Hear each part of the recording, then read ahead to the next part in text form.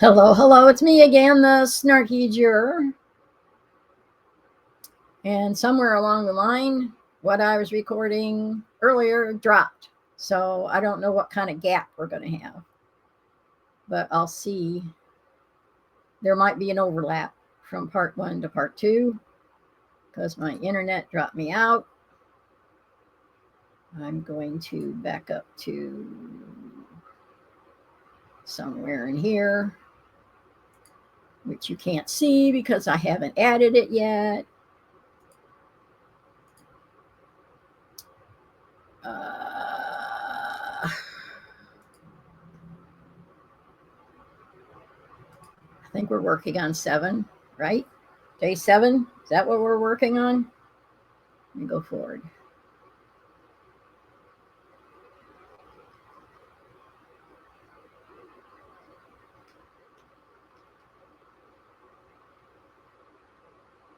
All right, we're going to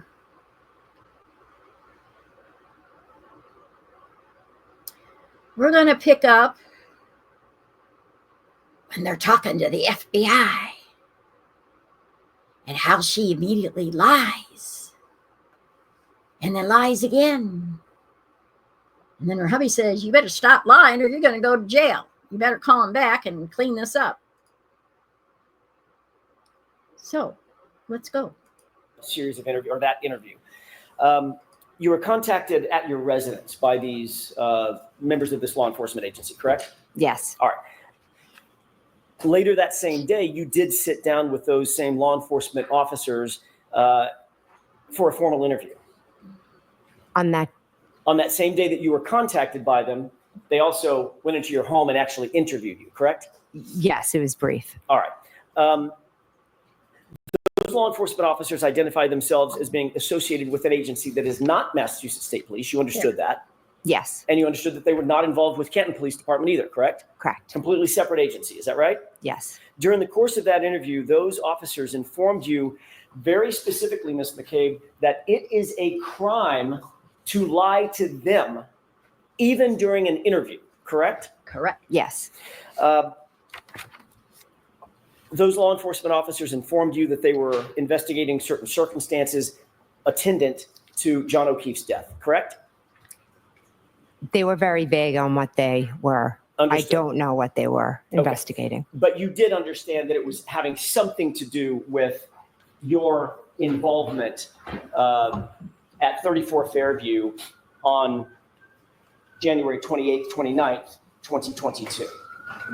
As a witness or otherwise? Objection. Sustained as to certain terminologies. Sure. Let me see if I can rephrase that, Ms. McCabe. You were aware of the subject matter of their interview, right? They weren't interviewing about a car you bought last year, correct?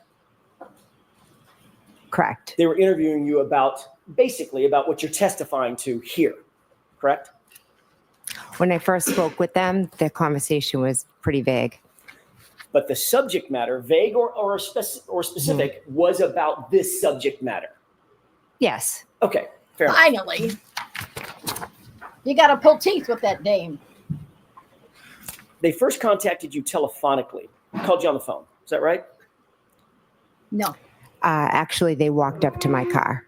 They walked up to your car. Yes. Okay, that was the very first introduction, correct? Yes. At that point, they had not identified themselves, correct? They didn't know. All right, and at that point, you told them that you were not Jennifer McCabe. They asked you who you were, and you said, I'm Nicole. I thought they were like selling something, so I was like, oh no, I'm not the homeowner. Fair enough, fair enough. However, after you said, I'm not Jennifer McCabe, you walked into the house, they then called you on the phone. Yes. They were Correct. still sitting outside your house. I don't know where they were, but they did call me. They were close by.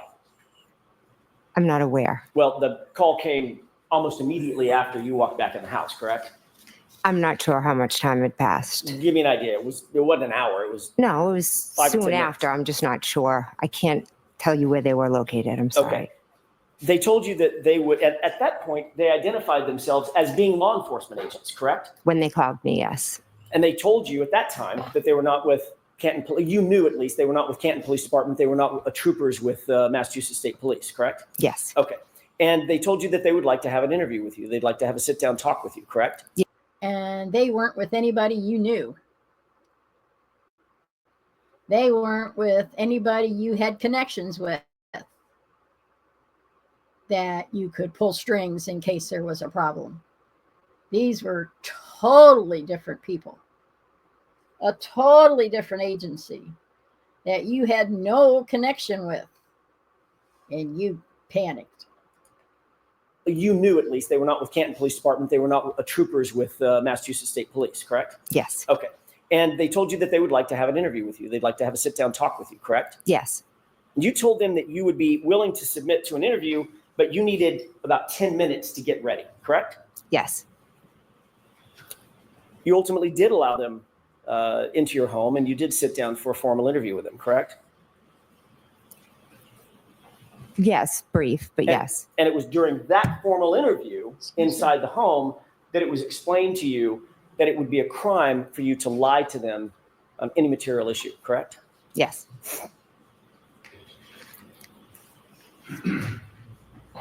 During the course of your interview, your husband, Matt McCabe, came home. Is that right? Yes. As these law enforcement agents continue to question you, as law enforcement officers continue to question you at some point, you inform them that you did not feel comfortable with any further questioning and you suspended the interview, correct? Yes. Before leaving, however, those same law enforcement officers asked you if you had contacted anyone in those 10 minutes when you indicated, I need 10 minutes to get ready, between the time they called you and the time that they showed up and came inside your house, correct? Yes. You told them that you had contacted your husband, Matt McCabe, Yes. which is why he came home, right? Yes. And you told them that you had called Carrie Roberts before they interviewed you, correct? At that moment. I'm not 100% sure, but if you have it, it seems like something I would do, but if you have it, could show me. Absolutely. Show me the papers. She's notorious for this. I may have just a moment, Your Honor. Okay. Her feet are being held to the fire here because she's weaseling. She's trying to weasel. She's not sure where this is going. She's not sure what's in the papers.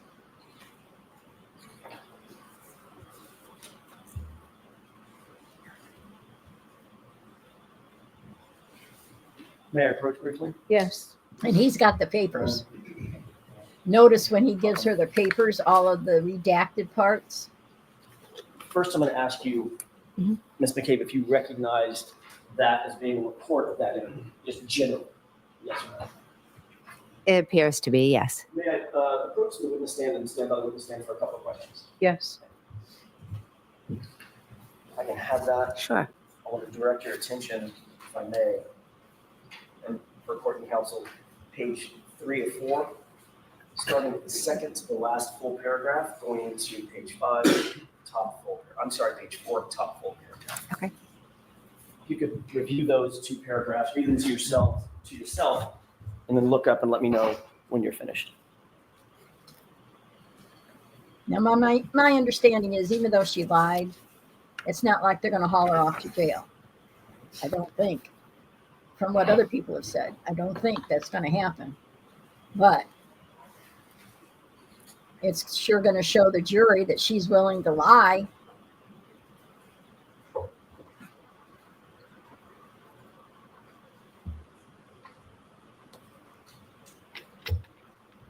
And I don't know why she stopped the interview. It's her right, but it makes you wonder why she stopped the interview. And wait until you hear the other people she called.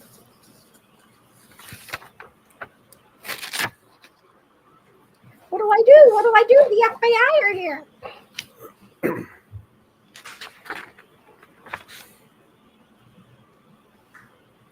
She sure has taken her time reading those paragraphs. 2 paragraphs.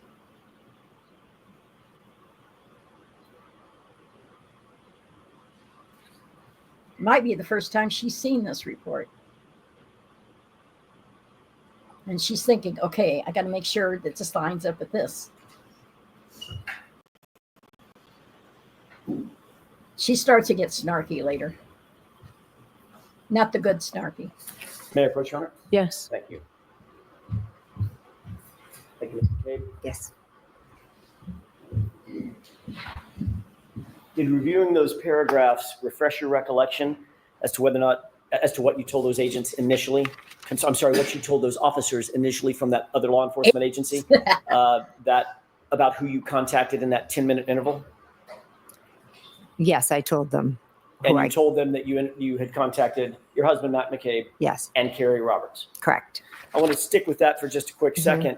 One of the first calls you made after being contacted by these other law enforcement officers from a different agency, one of the first calls you made was to Carrie Roberts. Is that right? It's funny how they have to dance around not coming right out and saying the FBI. Why, I don't know, unless it would be too prejudicial. You know, it would cost too much of aspersions. Or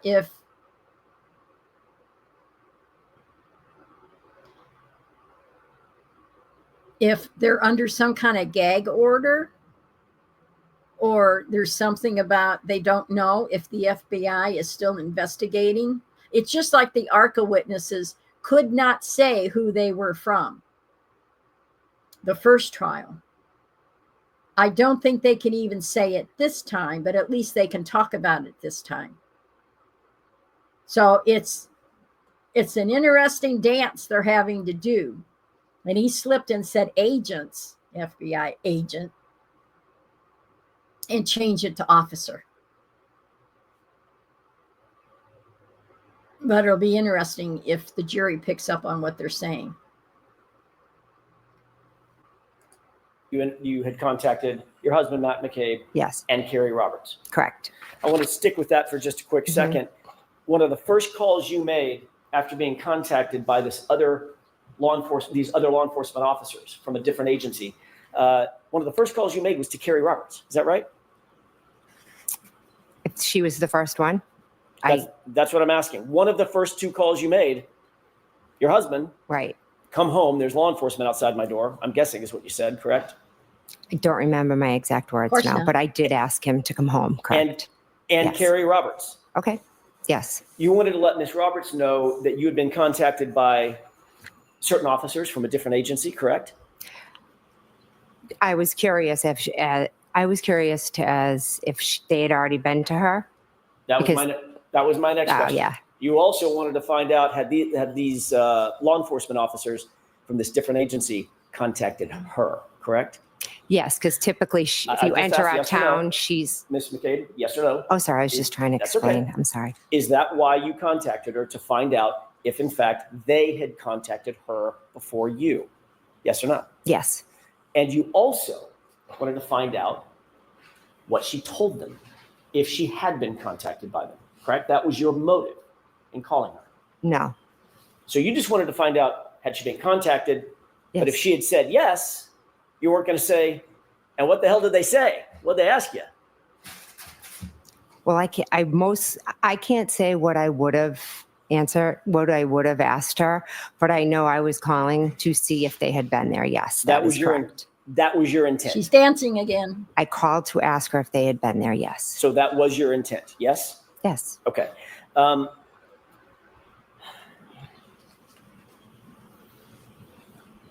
Your motive in calling Carrie Roberts at that moment before your interview was to ensure that your story would line up with her story, Ms. McCabe. Isn't that right?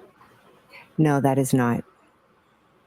You wanted to find out if she had talked to these particular law enforcement officers and what she had told them, so that your story could somehow align, or it could inform how you responded to questions that they asked you. Isn't that true? Correct. That's not true. We both Yeah, know yeah, what yeah. happened. We don't have to have a story. There is no story. There's what happened, and that's So- it. So if that's true, Ms. McCabe, Mhm. you have no reason to call Carrie and ask her if she had been contacted by these law enforcement agents, because it's just the truth, correct? We're going through this whole experience together. We call each other about everything. There would That's be no nothing reason more that- than that. So I'm let her sorry. Let her finish her answer. Go ahead, Ms. McCabe, you can finish that. There's nothing more than me calling and saying, hey, did they come to your house? That's what we did when the media showed up, when Miss Reed's private investigator showed up. We just give each other the heads up, hey, somebody's coming. Because we're just like normal moms. We're not used to this. And that's helpful in making sure that the stories she tells are consistent with the stories you tell to different law enforcement agencies, correct? No, we are not telling stories. So let her finish. You said no what? I said, no, we're not telling stories. We don't have to compare. And if in fact what we were telling you was just the truth, there'd be no reason for you to inquire about who's contacted her when. There'd be no reason.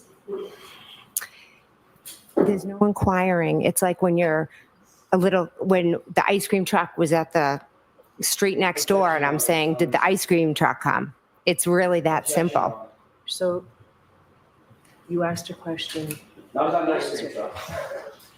an argumentative question, and she responded in kind. Ah, Next question. jeez. Thank you.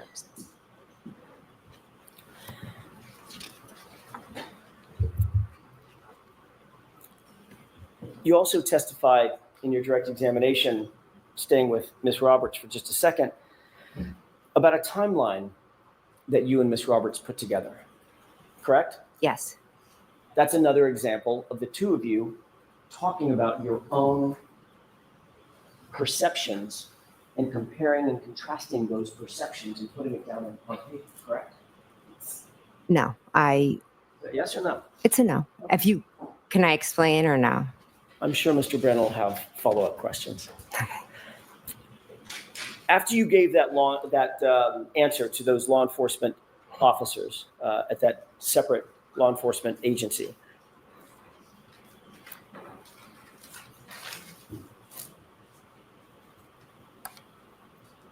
they asked you, was there anyone else that you contacted in that 10-minute period before we got a chance to talk to you? Mm-hmm. And your answer was no, correct? Correct. And that was a lie, correct? It wasn't a lie. No. Was it true? Was it the truth or a lie? It wasn't a lie. Okay, so it was the truth. You had not spoken to any other person between the time they contacted you telephonically and you said, I need 10 minutes, and then they came in the door.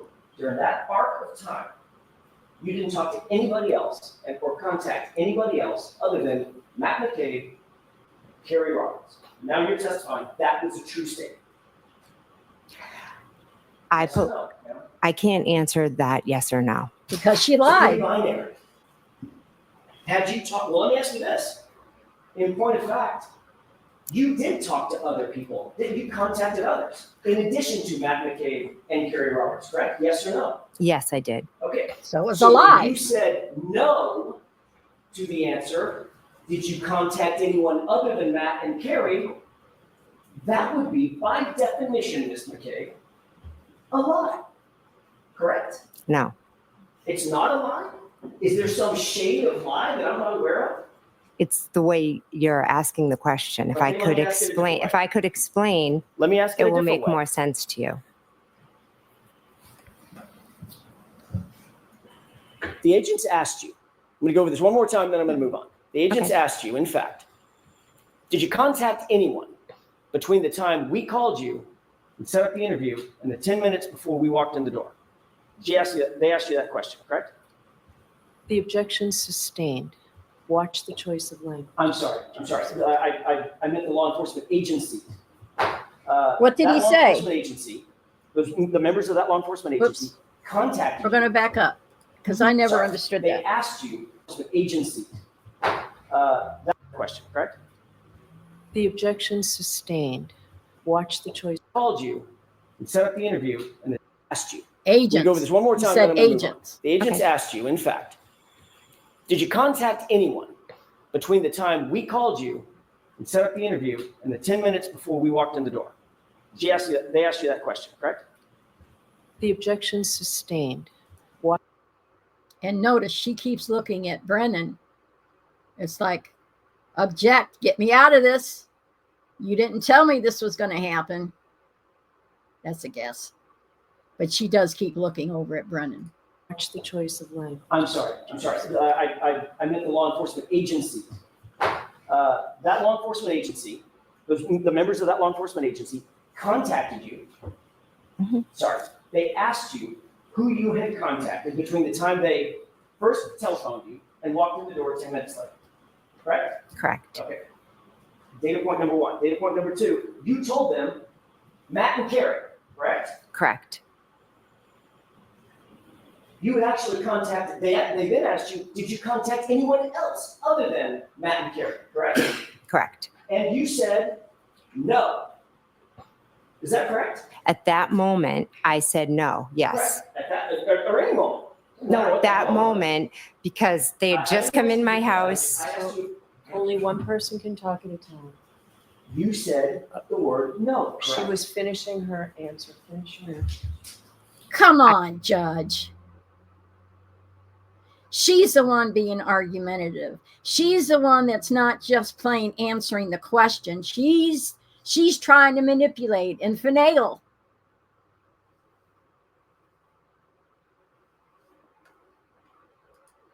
I had said no because I was in a situation where there are two officers from a different agent. And that makes it okay to lie.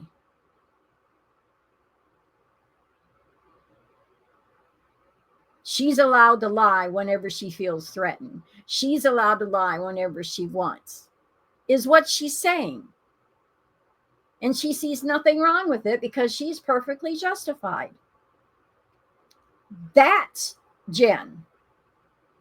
That's Jen McCabe. She's perfectly justified no matter what she does, whether it's legal or not. And technically, she lied to the FBI and she could have gone to jail for that.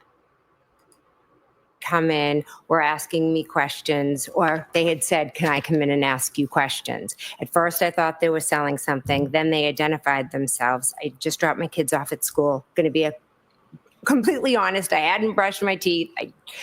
So I kind of made some phone Objection, Your Honor. calls. This is That's non-responsive. so. Next question, Mr. Thank you.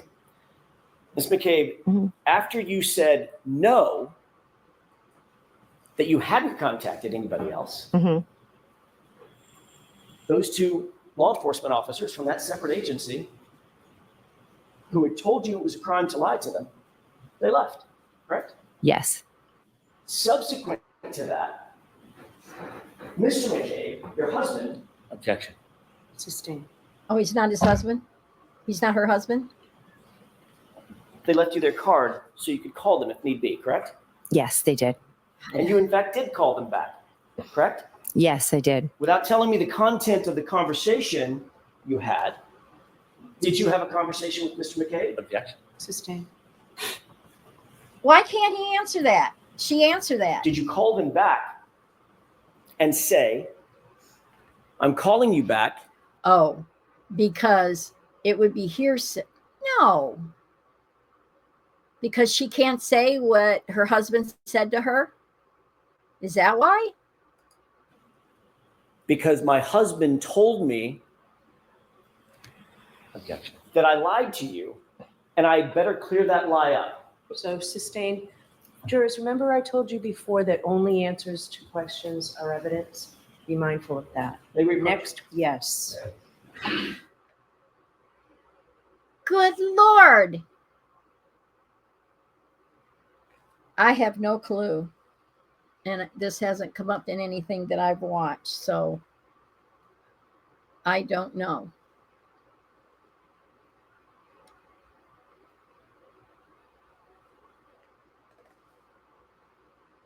Gee, some members of the gallery don't look so smug anymore.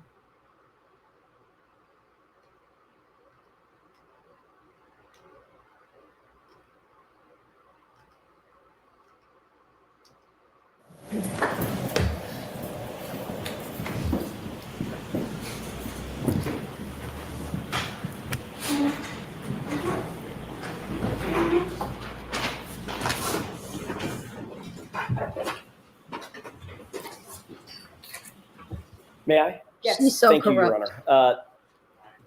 You ultimately called these officers back, correct? Yes. And you explained to them that you had been untruthful with them, correct?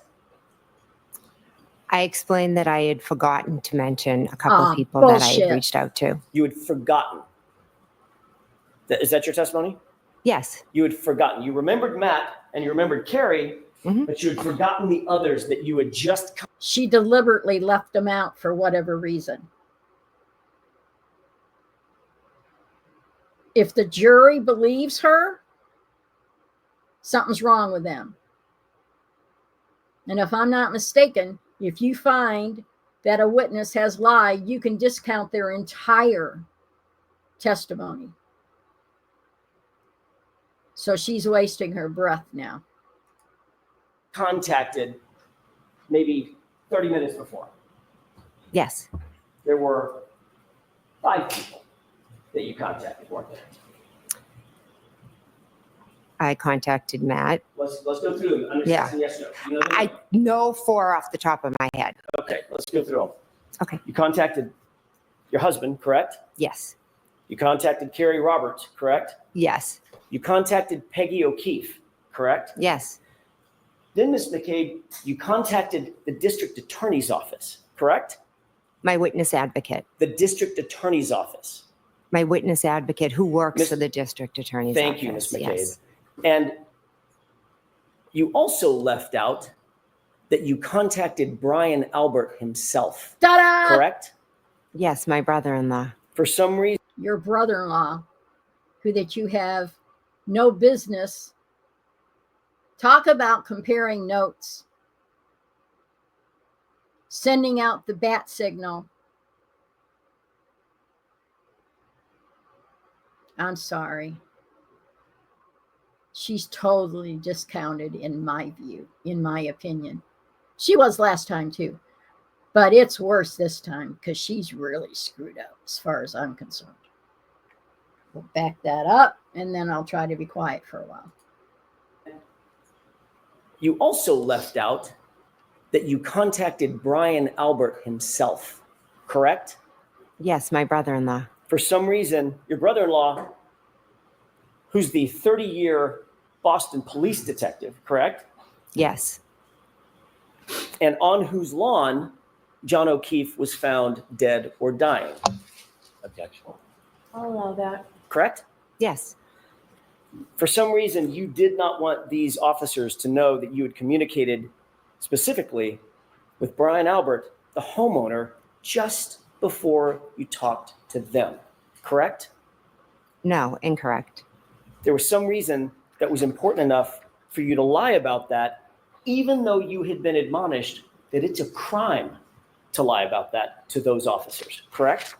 Incorrect. I didn't lie to them. I had forgotten who I had called. And all of a sudden, you had an epiphany right after they walked out the door? Yes. Matt said, who have you spoken to? Objection. I'm going to allow it. It's out and you're not to go any further, Mr. Jackson. Why? Ms. McCabe, I want to draw your attention. Why? You're not to go any further, Mr. Jackson. Why? I don't understand this. Under normal circumstances, I go, okay, I don't understand the law. But with this judge, the shadiness of this judge, this prosecution, something underhanded is going on.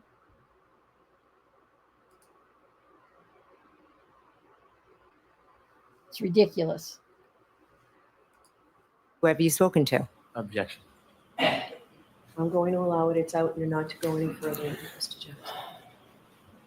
Ms. McCabe, I want to draw your attention to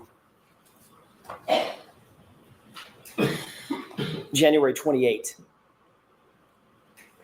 You had gone out drinking with your family at the Waterfall Bar and Grill, correct?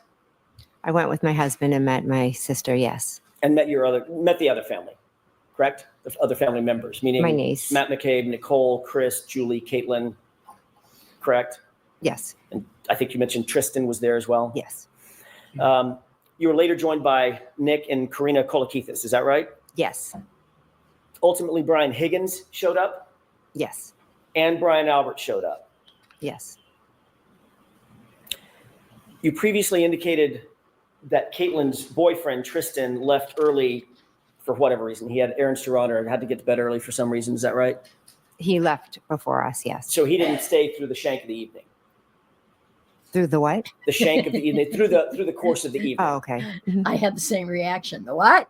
I've never heard that expression before. The reason Tristan had to leave was he knew he was a snowplow driver, and he knew that he would be called to start plowing some roads, and he needed to go get some sleep now so that he'd be able, to function to clear the roads later. Is that right? Yes. Okay. And ultimately, at the waterfall, John O'Keefe and Miss Reed showed up as well. Yes. You didn't see any tension at all between John O'Keefe and Karen that night, did you? No, I didn't. They appeared to be getting along, Yes. sort of a normal couple having a nice evening out together. Yes. Neither John nor Karen Reed appeared drunk or inebriated, out of sorts.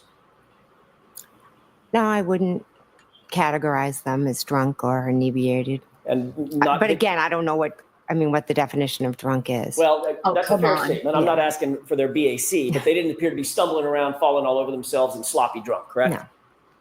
Out of control, nothing like that. Nope. Okay.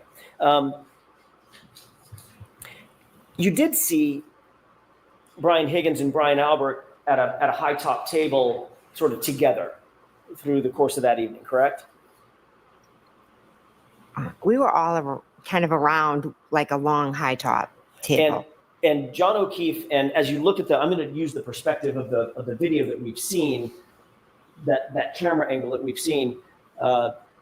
John O'Keefe and Miss Reed were sort of further off in the corner, closer to the bar rather than to the tables, correct? Along with the Kolakithises and those, and you, as a matter of fact. Yes. At different times, everyone was kind of moving around. I spent the majority of the time that Karen and John were there speaking with Karen.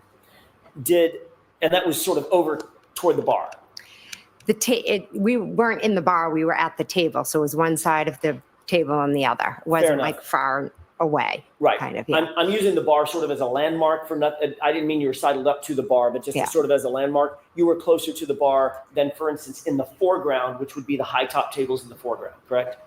We were just on the other. I'm confused about this. We were just on the other side of the table.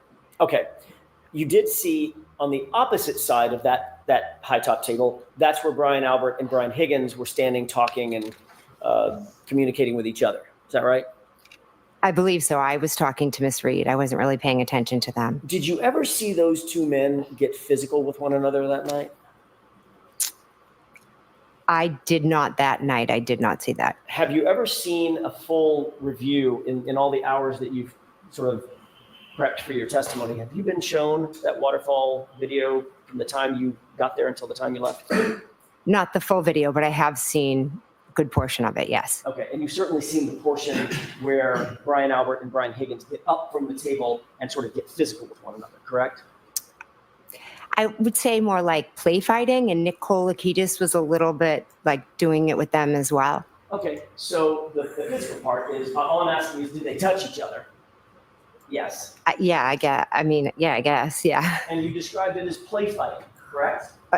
If we could watch the video, it might explain it better than I could. We probably will. Oh, okay. But right now, I'm just asking about your memory.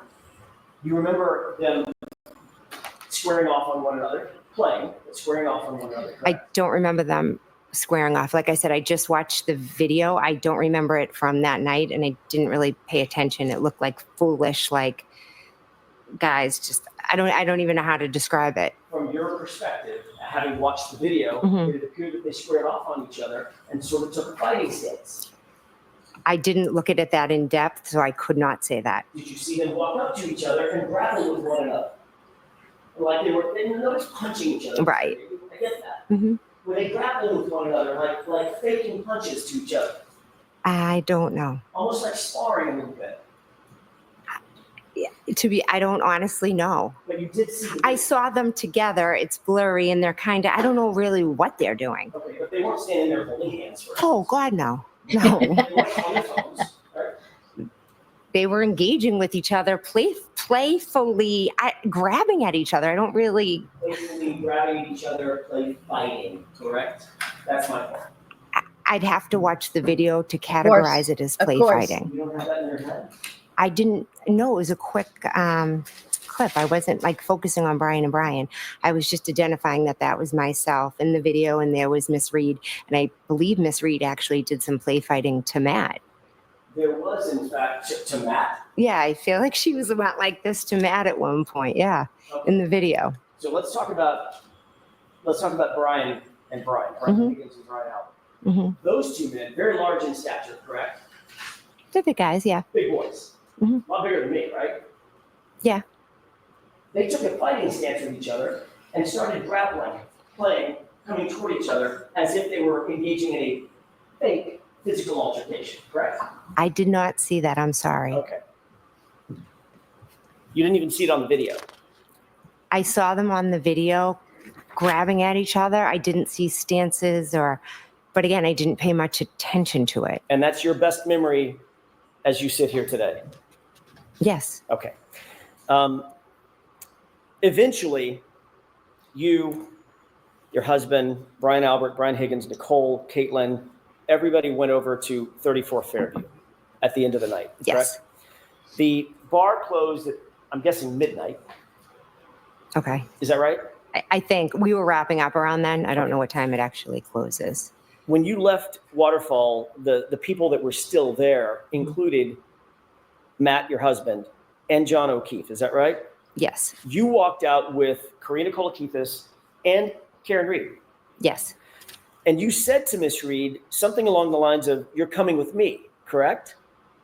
I said, why don't you come with me? Okay, fair enough. You were prompting her to join you for the ride over to 34 Fairview. Is that right? Yes. You even went outside and sort of waited in the cold. There's a video. Have you seen the video of you outside? The surveillance video of you outside in the cold? Yes. And you're sort of waiting there, moving from foot to foot like it's freezing out, which I'm sure it was, correct? Yes. In a big puffy coat of some kind, right? So the question was, I moving foot to foot in a coat? Yes. My question is more, did you see yourself waiting outside the cold? I saw myself convert. I believe I was in a conversation at that point when I was standing out there with John and Karen. And that's when you were asking Karen to come with you. No, I had asked Karen previously when we were at the door to come with me because I didn't know how long Matt and John were going to be in the bar because they Right. were in there still. And that would have, by definition, brought Karen to 34 Fairview separate and apart from John O'Keefe if Karen had come with you. Is that Yes. Mhm. So the insinuation is, and I remember this from last time, they were trying to get Karen there so they'd be sure to get, for some reason, they wanted to separate the two. And she wanted to get Karen there first for some reason. And I don't know if they wanted to use the fact that Karen was there to lure John to be sure to go, because I'm not sure if they were adamant on going, or they wanted to get Karen there and they were going to confront John for some reason when nobody else was around. I don't know. But there was some reason they were trying to do that. Because I think it was the Kolakithis lady who testified before that Jen said, "You're coming with me. I have a surprise for you," which was different than what she just admitted to. But of course, the jury doesn't know that. Miss Reed ultimately declined your invitation and did go with John. Is that right? John ended up coming to the door, so they just went together. Yes. And finally, you walked away and went with your husband, Matt, over to 34 Fairview in your personal vehicle, correct? Yes. When you arrived at 34 Fairview, were you the first among the group that we've just talked about to arrive, or had others arrived before you? Others had arrived before me. When you walked in to 34 Fairview, where was everybody generally located? Give me a layout of the interior of the home, how you walked in and where everybody was located, the people that were there when you walked in from the waterfall. So I walked in through the front door. I took a right into the kitchen. And then there were people sitting around the kitchen table, Brian Albert Jr., Julie Nagel, Sarah Levinson, Caitlin Albert. My sister was over more towards like the counters and the sink.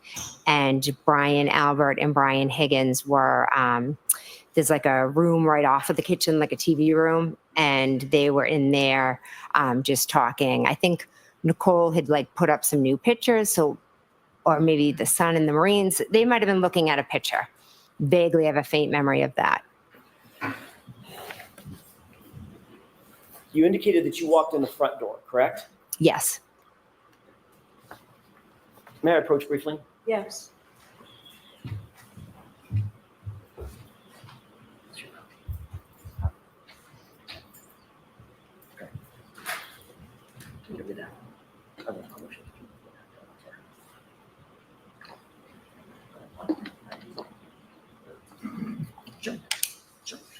Yeah, this is your, yeah, I'll take care of this next. Can you just take a look at that photograph for just a quick second? Yes. Do you recognize that photograph? Yes. What do you recognize that photograph as being? It's my sister's house. 34 Fairview? Yes, sorry, 34 Fairview. Brian Albert's house as well. Yes. No, I'd like to mark this as marked for identification. There's a Identification's fine. thank you. If I may. What would be the next in order? Exhibit F for identification. Thank you.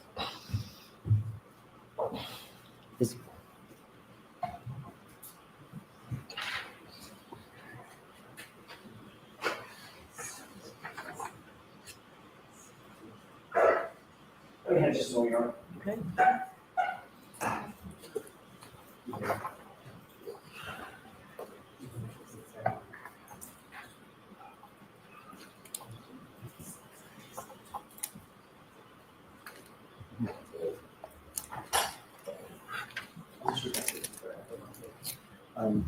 What exhibit number is that, Mr. Wolf? 3. Your Honor, with the court's permission, I'm going to show a different exhibit until the other issue can be resolved. With the court's permission, it's Commonwealth Exhibit 3. Permission to publish? Yes. Mr. Wolf, could you highlight or enlarge the house as much as you can? Thank you. Ms. McCabe, do you recognize what's depicted in this photo? I know it's a little bit of an angle. Yes. What is that? That is 34 Fairview. Okay. Can you, I think this laser will work. May I approach? Yes. Use that laser and point to the front door that you entered when you walked in the house. Okay, that's directly in the middle of the just to the left of the flagpole for this purposes of this photograph, correct? Yes. Okay. Is there another entry door on the house that you may not be able to see, but you know the general area? Yes. Okay, this explains it. I couldn't remember if there was actually a flag there, but there was at some point a flag there, but it wasn't lit at night. Why not? I wonder if there's any pictures that show it usually lit at night. And why wasn't it lit that night? Questions. Where's that door? So that would be, see where these two windows are? Yes. The door would be kind of behind that right there. So it's right to the left of those two windows. And Ms. McCabe, just staying with doors for a second, is there another door associated with the garage? Oh, actually, yeah, there is right there. right there next to Oh. that side door. Just miraculously, Okay, it's thank you. there. May I approach? Yes. It's like she never noticed it before. Thank you.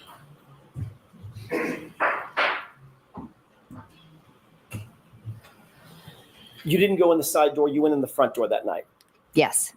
Um,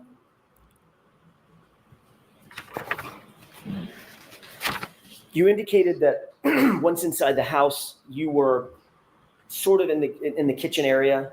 Is that right? I was in the kitchen. Yes. You weren't paying special attention to Brian Albert or Brian Higgins, what they were doing. As a matter of No. fact, I think they went into a different room. Is that right?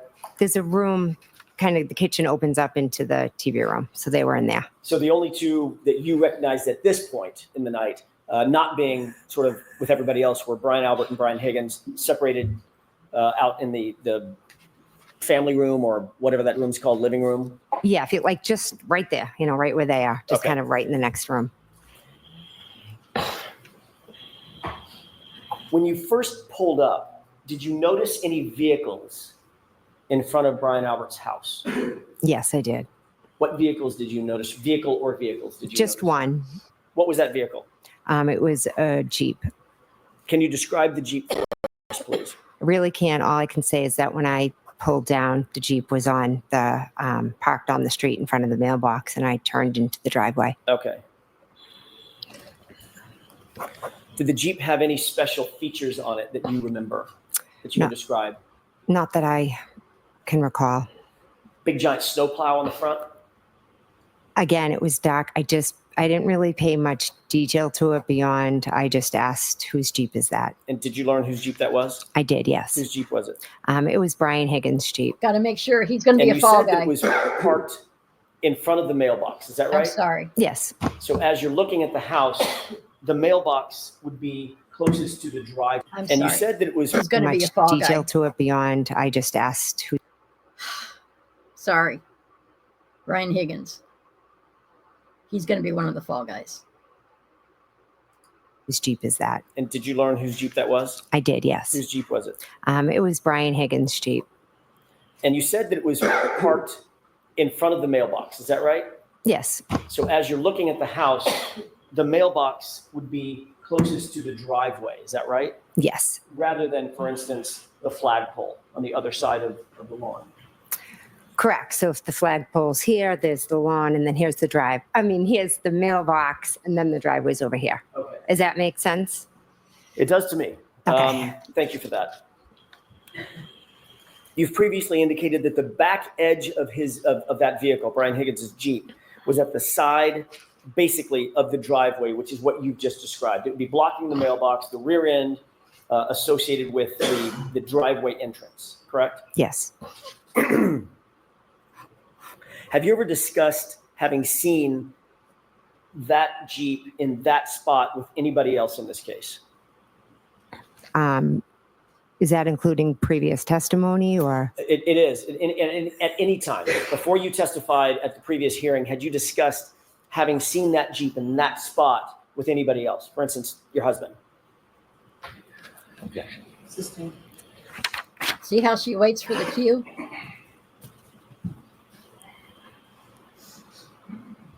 She's been well coached. Was there any other car on that curb line, if you will, other than the Jeep when you pulled in? Not that I remember. And Brian Higgins, if it's his Jeep, he's in the house, that Jeep's not moving, correct? So it stayed where it was. Yes.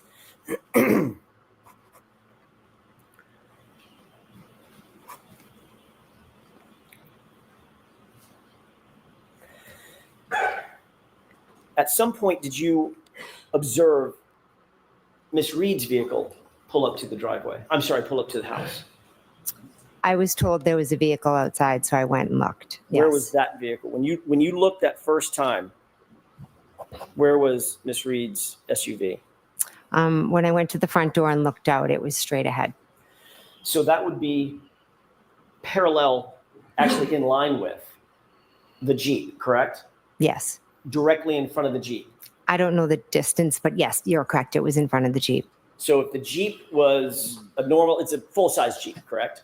I don't know. what size it is. Certainly the SUV is a full-size SUV. Yes. So that would take up much of the room of the curb area in front of 34 Fairview, between the Jeep, assuming there's a snowplow, Right. and a full-size SUV, correct?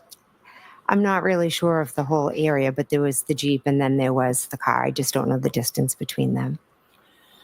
You gave a description of the vehicles that were out in front of 34 Fairview in your January 29, 2022 interview with Trooper Proctor, correct?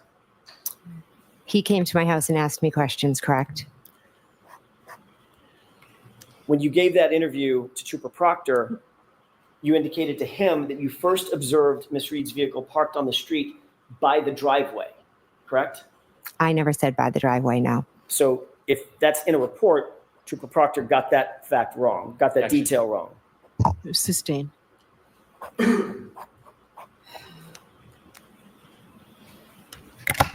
If in fact, well, let me ask it this way. What did you say to Trooper Proctor about where that vehicle was?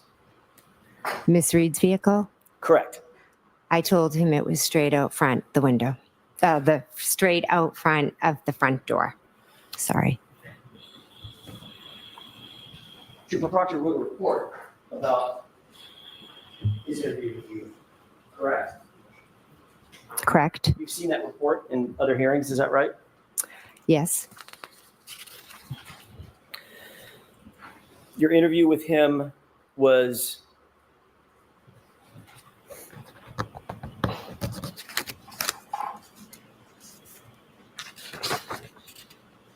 on January 29th. Do you remember the date? I'm sorry, I just said the date. Do you remember the time? My mistake. I don't remember the exact time. I'm assuming afternoon, like after 12, or I'm not 100%. Sorry. You had been contacted by Trooper Proctor while you were still at 34 Fairview, is that right? Yes. Ultimately, instead of coming from the Canton Police Department to 34 Fairview, you went home to your house. I did. To Yeah. the Country Lane address. Yes, I did. And Trooper Proctor ended up meeting you there, correct? Yes. And in addition to you and Matt being there, hmm Brian Albert showed up, correct? I asked him to come. So you asked your brother-in-law to come to the interview that you were having with Trooper Proctor formally in furtherance of his investigation surrounding the circumstances of this case. Correct? No. But Brian Albert did show up at your house. He did. I asked him to come. Yes. And he was inside the house when Trooper Proctor ultimately interviewed you, correct? He was in the house. Yes. And you'd spoken to Brian Albert before Trooper Proctor had interviewed you formally, correct? I believe so. Yes. Matter of fact, several times you had to have spoken to him at 34 Fairview. You've already said that, right? Oh, right. Yeah. We were all there in the kitchen. And then obviously you spoke to him about the interview before Trooper Proctor got to your house to interview you on the 29th as well, correct? We were just talking about what happened. It wasn't specifically about Trooper Proctor. Right. Not about Trooper Proctor. You talked to Brian Albert about the circumstances of this case before you spoke with Trooper Proctor. Yes, I had. Do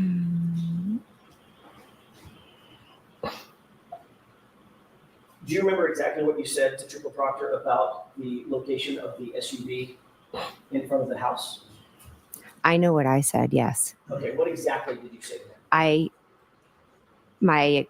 I said the car was straight out front of the front door. When I was looking out the front door, it was straight ahead.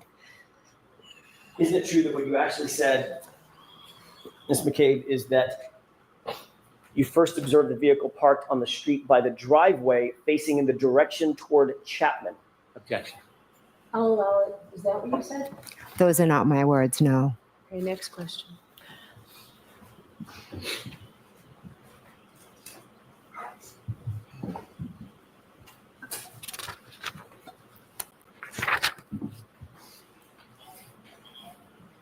You've already indicated that following the events of January 28th and 29th, you have spoken extensively with your family and your friends, members of your family and your friend group about what happened that night, correct? Yes. And that includes Brian and Nicole Albert, is that right? Yes. That includes Matt McCabe, your husband, correct? Yes. That includes Chris and Julie Albert. Yes. includes other people that were there that night, including Brian Higgins. I haven't spoken to Brian Higgins since, I believe, John O'Keefe's wake. But you did speak to him that morning at 34 Fairview, is that correct? Yeah. Oh, yes, he was there. Yes. As a matter of fact, he's the one that told you to call Officer Lank back and have Officer Lank come back for the additional statement that you wanted to give Officer Lank. Is that right? He may have suggested it. I'm not sure. So in those discussions that you've had with all these folks, you've talked to the details about that night being at the bar, the house, who was where, all of those things, correct? Yes. You've talked about the timing of the night, who arrived, when people arrived at 34 Fairview, when people arrived at Waterfall Bar and Grill, correct? No, those really aren't details we discuss. I mean, everybody kind of knows when they came and when they left.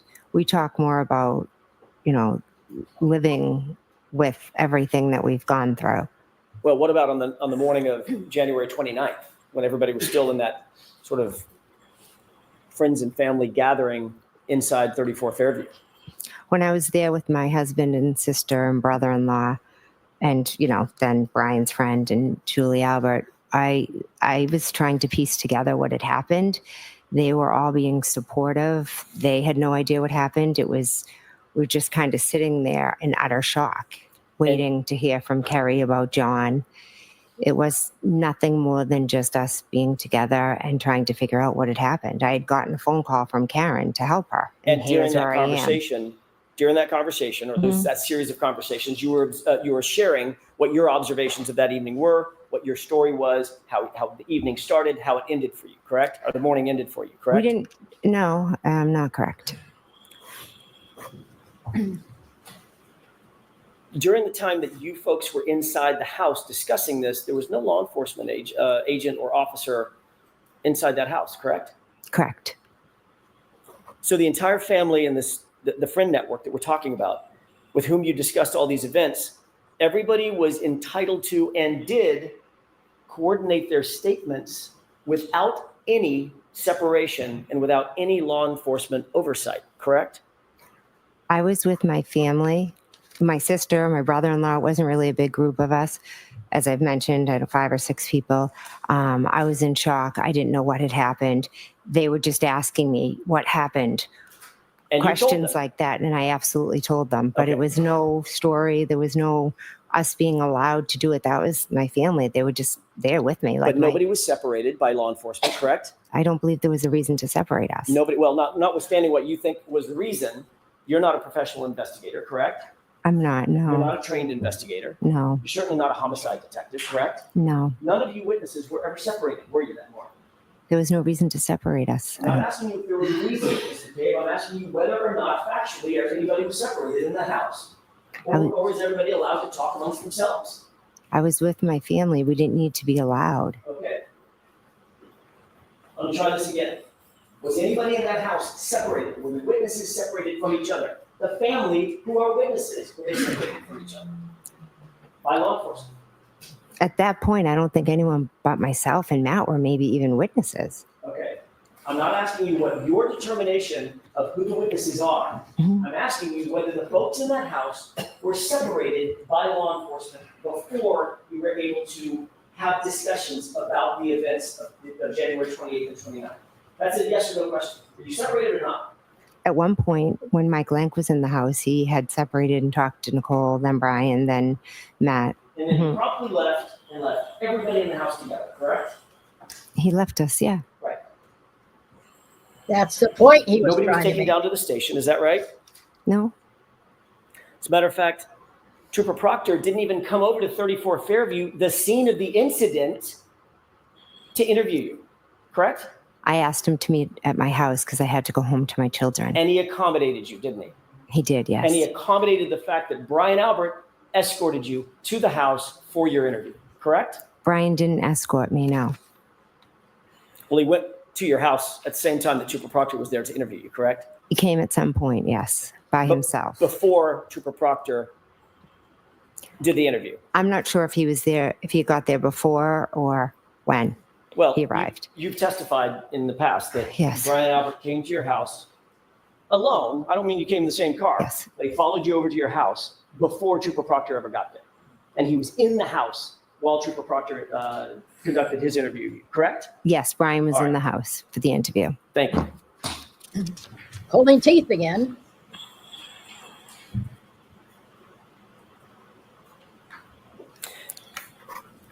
You've already indicated that you have been discussing this case with certain other witnesses, not for days or weeks or months, but literally for years, most specifically Carrie Roberts, correct? The case in general, yes. See how she has to qualify everything? Just before Carrie Roberts testified at a grand jury proceeding in this case, you were with her, weren't you? I don't recall what you're talking about. Do you remember being at the grand jury? Yes. You remember testifying at the grand jury?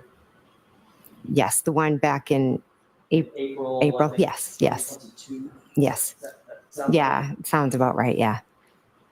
You remember being there in an ante room with some other folks? What's an An anteroom? ante room, a waiting room? Oh, yeah. Waiting for testimony? Yes. You remember Carrie Roberts being with you in that exact same ante room? Yes. And that was right before her testimony, correct?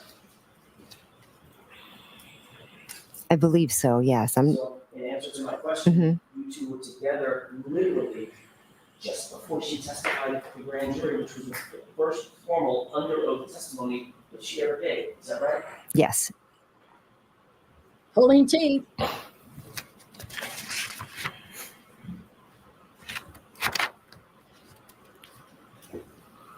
When she testified at the grand jury, was that before or after you two had gotten together and created this timeline? We did the timeline right after John had passed. So she testified, the answer is she testified after the timeline was created, correct? Yes.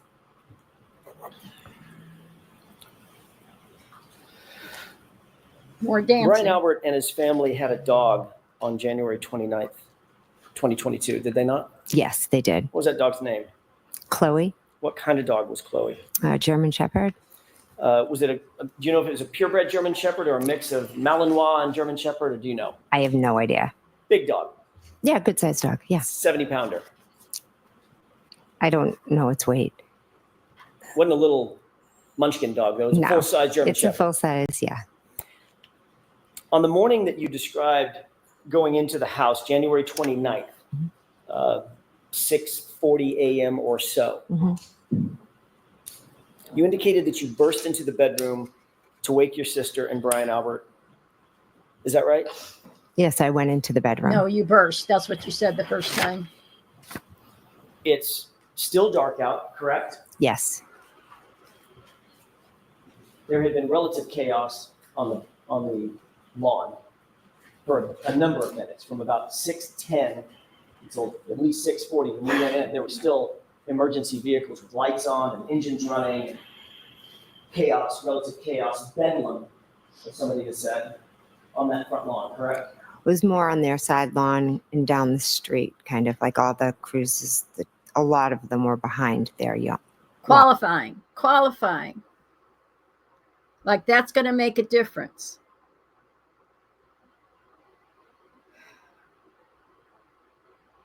Karen was yelling, frantic, for how long?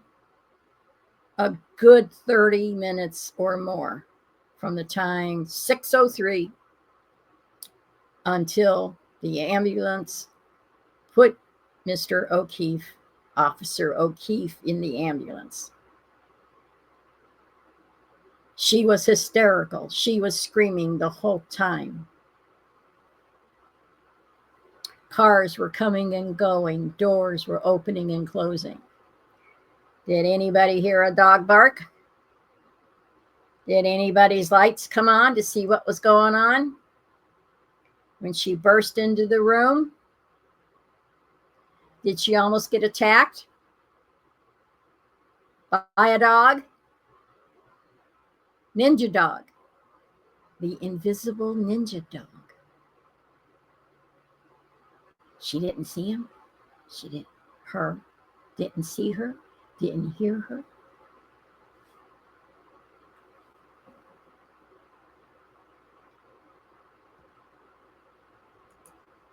right in front of 34 Fairview, correct? To the side, in the side yard of 34 Fairview, yes. And on the lawn of 34 Fairview, Yes, where first responders were responding, correct? yes, You said that client is screaming to the top of her lungs, is that right? yes, she was. And Carrie Roberts was screaming back at her, Yes, shut up or shut the fuck up, right? yes. Then at 6:40 a.m., under the cover of darkness, you walked in the front door of the unlocked front door of Brian Albert's house, correct? I went into my sister's house, correct? It wasn't Brian Albert's house? And Brian Albert, yes, I'm sorry. It was unlocked. You then climbed the stairs up toward the bedrooms, correct? Yes, You walked into the bedroom door where Brian Albert and Nicole Albert, according to you, were sleeping. Is that Yeah. right? yes, So you would agree that you unexpectedly, in terms of their view, unexpectedly walked into their house basically in the middle of the night, middle of the morning. yes, Believe You this? indicated that when you went through their bedroom door, you sort of burst through, correct? I opened the door. I don't know if I used the word burst. You've previously indicated that when you went through the door, it was chaotic because you were so amped up from the events. Is that right? I don't know if I used those You words. did. Would you say that you were loud or quiet? I think as I explained earlier, I was like where everything was going on around me, and I was kind of like in just a state of shock. And I remember thinking, I don't want to startle them, but I have to wake them up, because obviously when I wake them up, they're going to be panicked and think something terrible happened. Well, why didn't you want to startle them? Something terrible had happened. I didn't want to give them a heart attack when I woke them up. But you didn't walk up and just nudge them and say, hey, Nicole, honey, can you wake up? There's something we can talk about. You didn't do that. No, I was like, Brian, Nicole, wake up, wake up. Okay, exactly. But you weren't saying it in that voice either. You were saying, Brian, Nicole, get up. I'm not sure if it was that loud, but I definitely was. You definitely like trying to wake them up. Yes. What was the dog's reaction? I don't recall seeing the dog. So, according to you, to the dog at least, you can get in the mind of a dog, a relative stranger walks in the front door, climbs a set of stairs, the house is completely dark, walks into a bedroom door and starts barking. The person starts barking, get up, wake up, Brian, Nicole. And you don't remember seeing or hearing a dog at all. Objection. Sustained. Oh, come on. It's already out there. As you indicated, it's not that the dog wasn't reactive, it's that you don't remember the dog even being there, correct? I have no memory of the dog, no. But you do know that that dog sleeps in Brian and Nicole's room, correct? It may, I don't know for sure. Oh, come on. They had it for 7 years. You knew. Should The say reason her. you don't remember the dog being there is because the dog wasn't there, was it? I don't remember the dog. Right. So when you walked out of the room, when you walked in the house, didn't see the dog. No, When you walked up the stairs, no dog. no, Walked down the hallway, no dog. no. Walked into Brian and Nicole's bedroom door, no dog. I don't remember seeing the dog. I realize that. Mhm. Dog or no dog? No dog. I don't remember seeing the dog. Doesn't mean it wasn't there or it was there. I just don't remember seeing it. Well, no dog came up to you and barked at you, correct? No. You didn't see or hear a dog whining or howling, did you? No, You didn't hear or see a dog scratching at the door? no, There's no sign of a dog at all in Brian and Nicole Albert's house at 6:41 a.m. when you walked into that house, correct? Or 6:40? I don't remember seeing the dog. And this was a 70-pound German Shepherd, correct? I don't know the weight of the Have you ever dog. heard a description given about that dog by Brian Albert? Anybody else? That dog was not good with strangers. Objection. Sustained. Of Did you course you know, do. as you said, you're very, very dear friends, and obviously dear friends with Brian Albert, relations with Nicole Albert, your sister. Are you aware that that dog was not good with strangers? Object. Do you know that? I don't. It wasn't good with other dogs, is what I know. So I could never bring my dog over there. That's all I know about the dog. Right. Had some aggression, correct? At least with other dogs. Possibly. Possibly with other dogs. Yeah. That's our next question. Thank you, Your Honor. If you could remind the jurors, in your memory, who was the last person to leave the house at 34 Fairview on the early morning hours of January 29th? I believe Caitlin left after us, my niece. Thank you. And the theory is she left with the dog in the middle of the night, early morning, actually. And that's why there was no dog there that night. There was no dog barking with everything going on because they'd already started the process of getting rid of Chloe.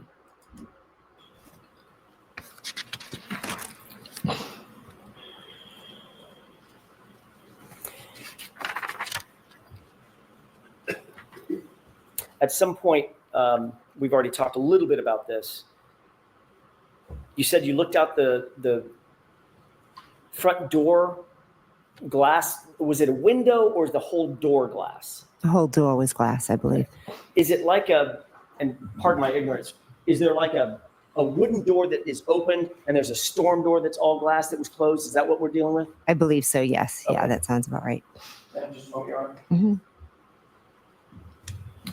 Can we take one more glance? I'm going to back up for a quick second. Okay. Can we take one more glance at that exhibit 3 with the court's permission? Okay.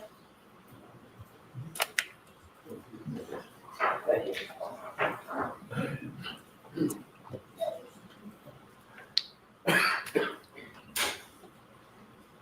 Can you enhance that just a little bit, please? Thank you so much. They've got a May I better approach? one Yes. that's not Ask tilted. you, and I apologize, Ms. McKay. Thank One you. more point of reference. Mhm. Can Pete, please show the jurors where Brian and Nicole Albert's bedroom window is in that photograph? Sure, it's right there. Upper left window, uppermost left window, correct? Yes. Thank you. May I approach? Yes. I'm pretty sure it was the two windows because it would be a master.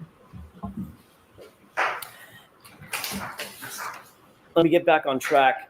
You indicated that you looked out that storm door and saw Miss Reed's vehicle, her SUV, directly in front of you, correct? Yes. That was the first time you noted or clocked that SUV being there? First time, The sorry. first time you noted the SUV, in other words, that you visually saw it, it was directly in front of you. It was not back by the mailbox, correct? Correct. Did you still see the Jeep parked back by the mailbox? I looked out the window. I saw the car. I really didn't pay attention to details of other cars. I just looked and saw her car. When you first looked out that window and saw, or looked out the door Mhm. and saw the SUV, what time was that? I don't remember off the top of my head. I'm sorry. Does the time 2:23 a.m. sound familiar? 2:23? I'm sorry, 12:23. My mistake. I'm not sure. When you looked out the door, did you see any other vehicles at that time, other than the Jeep, other than Miss Reed's SUV? I believe I saw lights. Oh, sorry. Lights like over here somewhere if the Jeep's there and the car, is there. Okay, can you describe for the record what you did? The theirs don't come across on the record. Oh, so sorry. to your left Yes. is, Straight out would be Miss Reed's vehicle that I looked at. okay, I kind of looked at that. I remember my peripheral vision seeing lights over there to the left. Sorry. all right. So the way that you're describing this, and that's lights to a vehicle, correct? Yes, Matter of fact, you know what vehicle that is. I do. Yes. What vehicle is it? Describe it for the jurors, please. It's Ryan Nagels. Ryan Nagel's what? Car, The- truck? I believe he has a truck. Okay. So what you're describing is you looked out Mhm. the window, you saw Miss Reed's SUV directly in front of you. Right behind that, in line, was Brian Higgins' Jeep, and behind that was Ryan Nagel's truck. Is that right? I'm not sure where his truck lines up. I just remember seeing lights. I just quickly went, saw Miss Reed's car, and went back into the room. I wasn't, I apologize, paying attention for like specific details about cars. At some point, you did become interested in exactly what time Ryan Nagel's truck arrived, correct? This is after the fact, well after the fact, months after the fact. Yes, I did. As a matter of fact, you took it upon yourself to ask Julie Nagel, Ryan's sister, to send you something, correct? Yes, I did. What did you ask her to send you? I ran into the two of them. I didn't And- ask you who you ran into, just what did you ask her to send you? Oh, okay. I'm sorry. A text message. A screenshot of a text message. Yes, a screenshot of a text message between Julie and Ryan Nagel. You knew at the time that Miss Nagel, very obviously, was a percipient witness in this case, correct? I believe so. It was very early on. Well, I mean, she was in the house. Ms. Yes, McCabe. She was in the house when Miss Reed's vehicle appeared, correct? correct. She was in the house when you were looking at the vehicle. Correct. She was in the house when everybody came home came to 34 Fairview from the Waterfall Bar and Grill, correct? Correct. She was interacting with folks inside the house, the very time we're talking about, right? Yes. She went outside at some point to talk to her brother outside the house, right behind the SUV that you're describing as Miss Reed's SUV, correct? Yes. So you knew that she was, and you knew all this when you asked her for that screenshot. I was trying to piece together. You the knew all time. this when you asked for the screenshot. You Yes. knew what her position was in this case, correct? She had no involvement. What happened I outside didn't ask is you if she had different. involvement. Let her finish her answer. Go ahead. Ms. McCabe, finish that answer. I didn't. What happened outside was separate from anything that happened inside. I'm going to ask you again. You knew all of that information, that Julie Nagel was a percipient witness in this case, as was everyone else inside 34 Fairview, when you asked for that screenshot, correct? Yes. That is another example of you coordinating information with other witnesses in this case, correct? No, that is not correct. Were you ever advised by Michael Proctor not to coordinate information with other witnesses in the case? Did he ever say, don't do that? I don't recall. So you don't recall, or he didn't? I don't recall if he did or not. Okay. If he did tell you not to coordinate with other witnesses, this would be a breach of that agreement, wouldn't it? Objection. Sustain.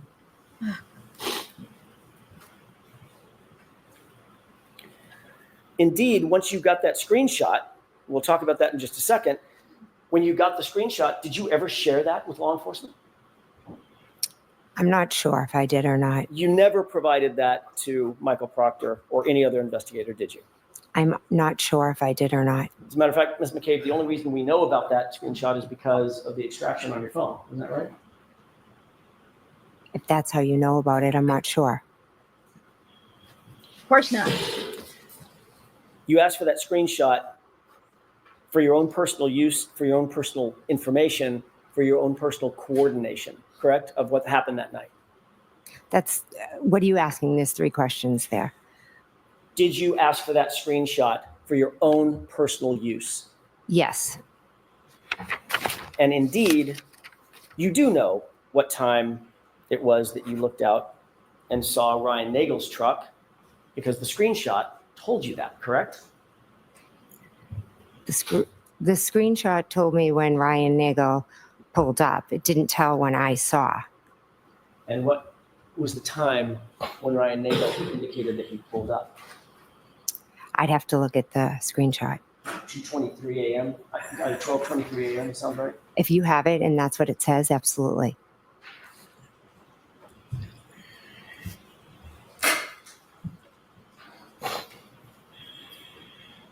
I think she's getting tired of dancing. May I approach? Yes. She wants this to be over. I know I would. I'm sure I did. May I? Take a look at that transcript that call. You can read that to yourself, the highlighted portion to I'd yourself. like to be heard. All right, why don't you come to council? Why don't you council? I'd like to be heard too, but it ain't gonna happen. What am I doing? I'm seeing how long this is gonna take. And I'm in the wrong screen to do it. Okay. Oh, not that long. So we can do it this way.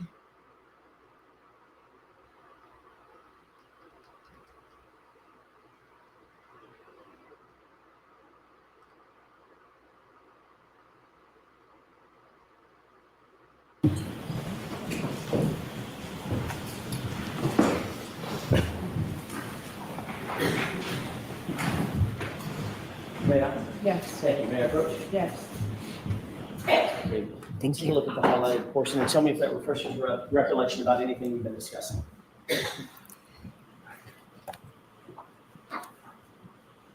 You're losing, Judge. Is the page available I'm sorry, before it's just this? just a yes or no. Does that refresh your recollection about anything that we've been discussing?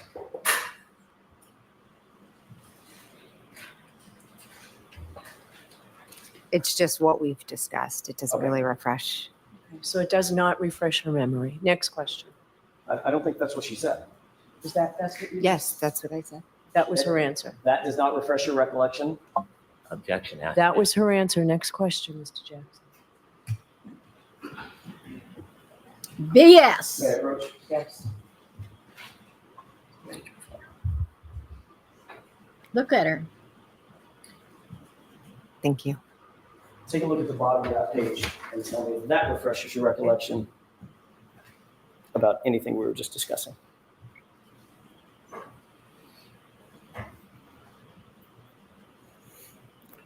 She'll say no again.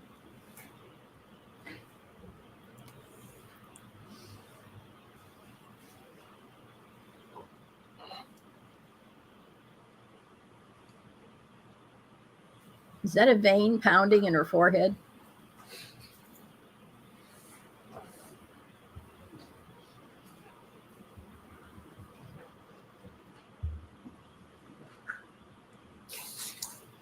May I? Yes. Thank you. Ms. McCabe, having seen these, does this refresh your recollection about what we were just discussing concerning that conversation? Regarding me asking Julie Nagel for the time? Correct. Yes, it does. Okay. And what time did that was attendant to a screenshot that you asked for, correct? Yes. And that time was what? Objection. Do you remember the time? Can I look at the paper? I was reading everything. I didn't So look at the the exact question is time. whether you remember the. Oh, do I remember it? I don't remember the exact time, but I can read it off the paper. That's different than a memory. That's different. Next question. Oh, So come this does not on. refresh your recollection as to the time that was reflected on that screenshot. I can read the time, but That's in not my question. memory. That's not my question. I have to do it this way. Ms. Okay, McCabe. So sorry. Does it refresh your recollection as you sit She's gonna here, say no. having read this, as to the time that was reflected on that screenshot? I don't, sitting here today, the only reason I know there's a time is because of what's on that paper. But you did ask for a screenshot from Ms. Nagel, correct? Yes, I And that- did. And that screenshot said something to the effect of outside. Is that right? Withdrawn. Just that question. The screenshot said something about outside. Is that right? I believe it said here, yes. Or maybe it's Yeah, here. so something similar. It was a screenshot from Ryan Nagel to Julie Nagel indicating that he had arrived.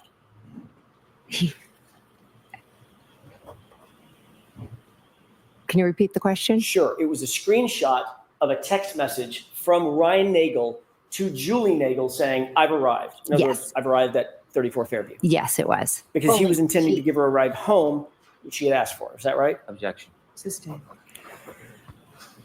You did see Julie Nagel go outside and approach the vehicle, correct? I never saw her go near the vehicle. I saw her go outside. Got it. Did she ultimately come back indoors? Yes. Did she come back in with anybody else? No. About what time would you estimate that to have been in the course of that evening? When she came back inside, When she walked out and then came back inside? soon after she went out, She talked to her brother. She came back inside. And about what time of day was that? If you know. I mean, this was all happening while we were at my sister's house. Right. Was it 12:15, 12:30, 12:45, 1 o'clock? Well, according to that paper, it would have had to That's been. not what I'm Not asking. not according to the. Do you have an independent recollection of about, if not down to the minute, about what time that was? I could say I'd have to be. I wasn't looking at my watch that night, so it's very hard for me to give a time just off of my memory. I know what I've seen, but Okay. it's hard. You did see both Ryan Nagel's truck and Miss Reed's SUV in front of the house at the same time, correct? I saw his lights in my peripheral vision on the Right. left. But the Mhm. lights are attached to what? The car, but it wasn't out front. Miss Reed's vehicle was out front. Right. When I say in front of 34 Fairview, we're going to talk about the spacing in just a second. I just meant out in front of the house. Yes, over to the side, correct. Okay. Yeah. And you're indicating that, and I want to be clear about this, Mhm. Oh, as you're looking out that storm door window, Mhm. going from right to left, it was Miss Reed's vehicle, correct? Yes. Then Higgins's Jeep. Is that right? His Jeep was in front of the mailbox. Then behind that, was there a space? And then Mr.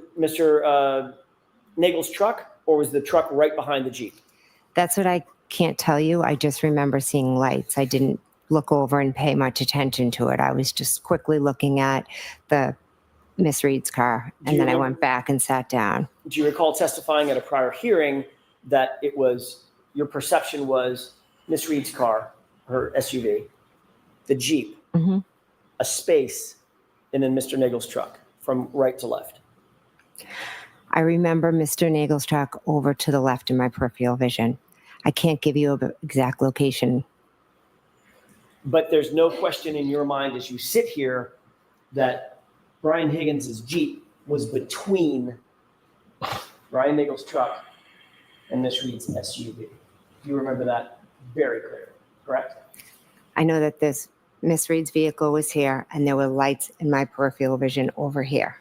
Okay. I wasn't, Okay. I just was looking quickly. So let me select ask you a question vision, again. Okay. Assume that selective. the lights are attached to something, Brian Nagel's truck, we've already established that. Mhm. What you're looking at, when you look out the storm door window, is Miss Reed's truck, Mhm. or SUV rather. So just behind that is left, as you're looking at it, Mr. Higgins' Jeep, correct? And behind that, Mr. Nagel's truck. You remember the Jeep being between the truck and the SUV, correct? I remember looking out the window. It was dark. I remember seeing lights over to the left. That is what I remember. Where is the She doesn't Jeep remember the as it Jeep now. relates to the lights? I'm assuming the Jeep was still parked at the mailbox. You saw it there, I mean, it's a 5,000 pound Jeep, right? It was dark. I wasn't studying outside. It was a quick thing I did. I looked, I saw it, I went back to the table. Okay, and I'm asking for what the saw it part was. Let's just slow down on the saw it part. Okay. You looked, and you saw Brian Nagel's truck, then you saw Higgins' Jeep, then you saw Miss Reed's SUV, correct? I saw Miss Reed's SUV parked straight out front, and in my peripheral vision, I saw lights that, yes, must have been attached to a truck, but I didn't study the lineup of cars. I'm sorry. All right, so May I have one more question? one more question. Where was the Jeep? Was it in front of the SUV, behind Mr. Nagel's truck, or was it between the two of them? It's a simple question. You're asking what I saw when I looked outside. I didn't. And I'm telling you exactly what I saw. It was dark. It was Karen's car there. And in my peripheral vision, I saw lights. And then I went back to the table. Okay, that's the last question. We're going to break for lunch. And here's the thing. You saw the lights. What did the lights shine on? Did it shine into the back of Karen's SUV, or did it shine onto the back of the Jeep? Come on. I don't know why she's skirting around it. They're breaking for lunch. We're skipping ahead.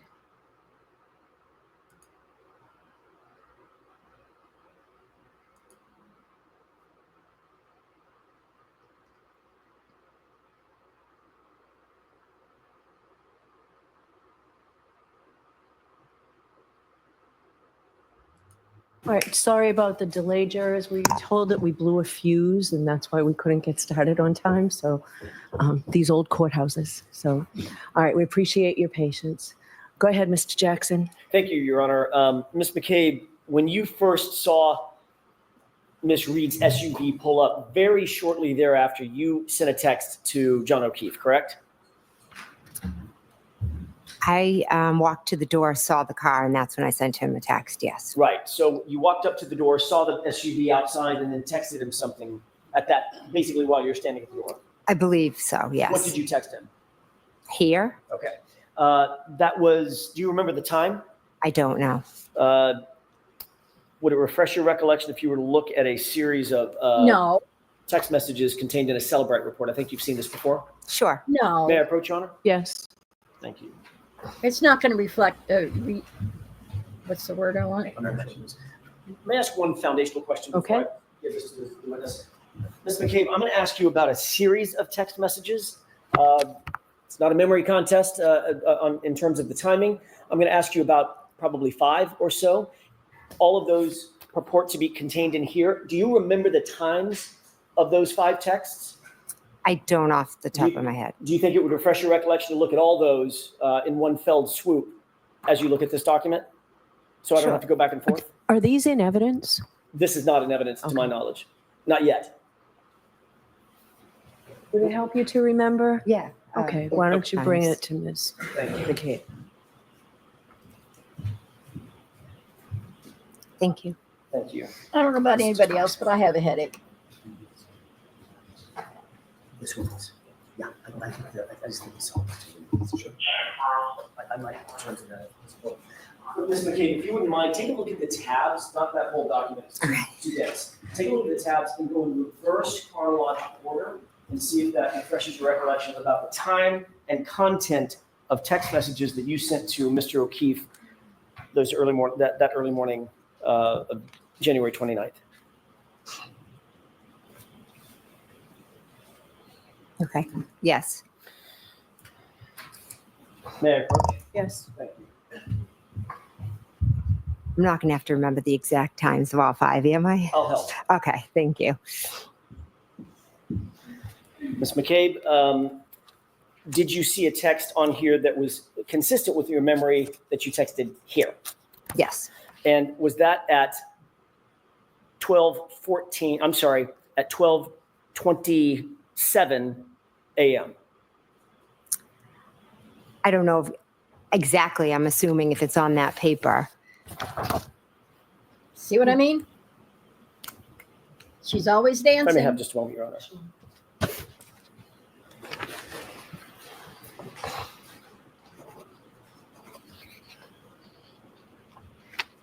She's guilty as hell about something.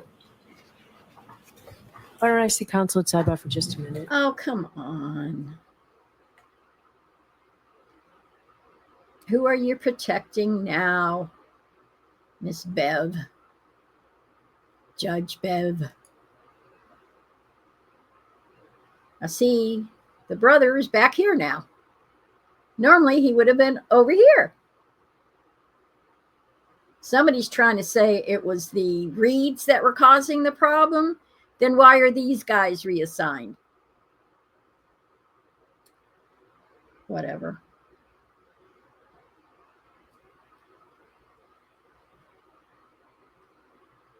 Thank you. Ms. McCabe, we're going to make it a little easier for you, okay? Okay. Thank you.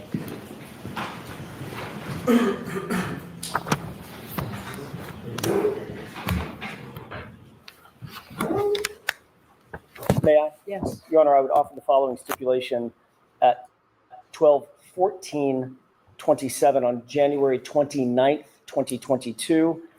Text message from Jen McCabe to, I'm sorry, text message from John O'Keefe's phone to Jen McCabe's phone, where to?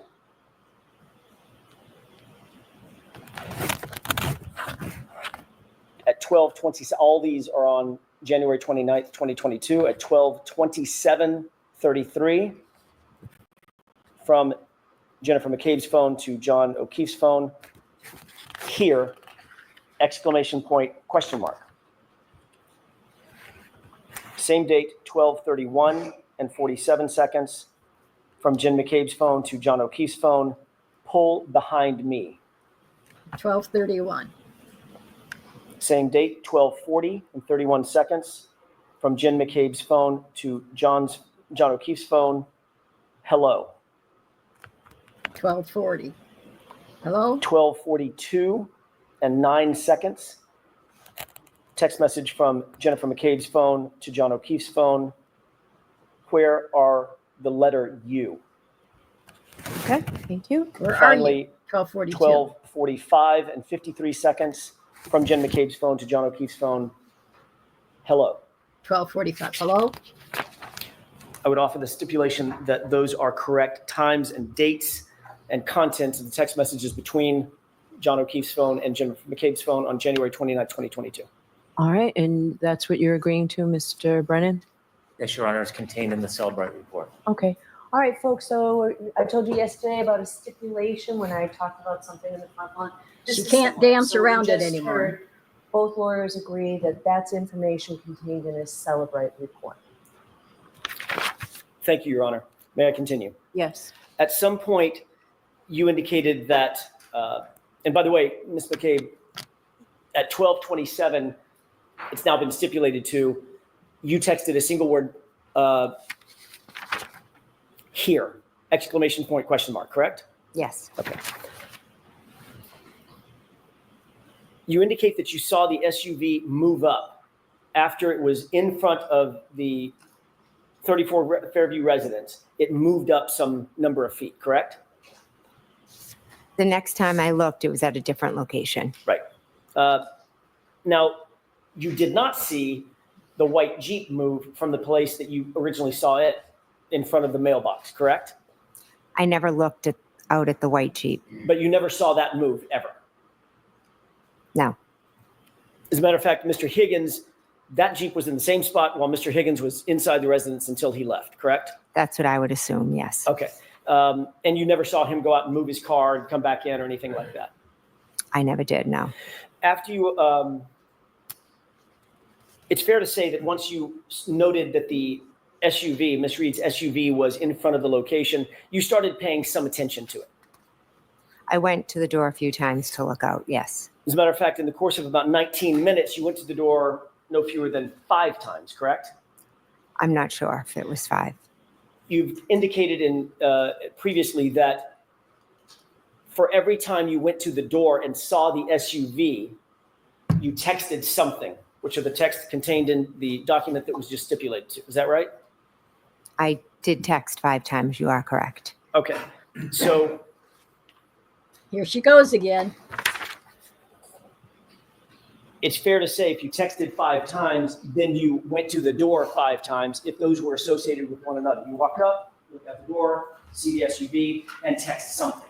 Here, pull behind me, where are you? Those texts, correct? I remember going to the front door, seeing the car, and texting here. When I went to the door the second time, the car had moved up towards the flagpole, and I texted, pull behind me, because I thought, did they not know where to park? Did they think they were at the wrong house? So my question is this. Every time you went to the door, you texted something. I'm not sure that I did, yes. Do you remember I'm not sure that I did, Do sorry. you remember a year ago testifying that every single time you texted, you indicated that you looked out at the SUV and saw something that prompted you to text something? Am I aware that I said that? Correct, that you Could you- testified to that. Could you show that to me, please? Sure. Thank you. Papers. Gotta read the papers. I'm imitating badly attorney Melanie Little. She can do the Boston accent better than I can. May I, Your Honor? Yes. Take a look at the highlighted Sure. portion. That Just is, read that to yourself. Let me know when you're. that's not going to refresh your memory. She will not recall this on her own. Yes, I see it here, but I don't remember that.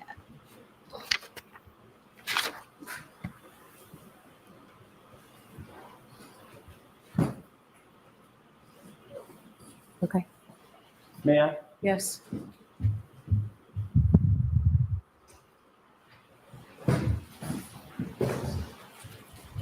Ms. McCabe, does that refresh your recollection about the issue we were just talking about?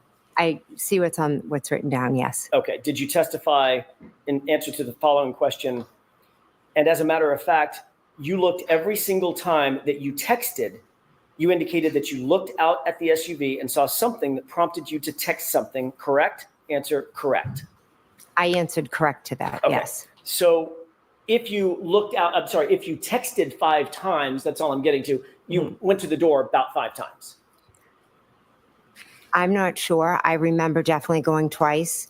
And again, if I misstated or I said I went 5 times, 4 times, I apologize. Well, do you think this testimony is an error?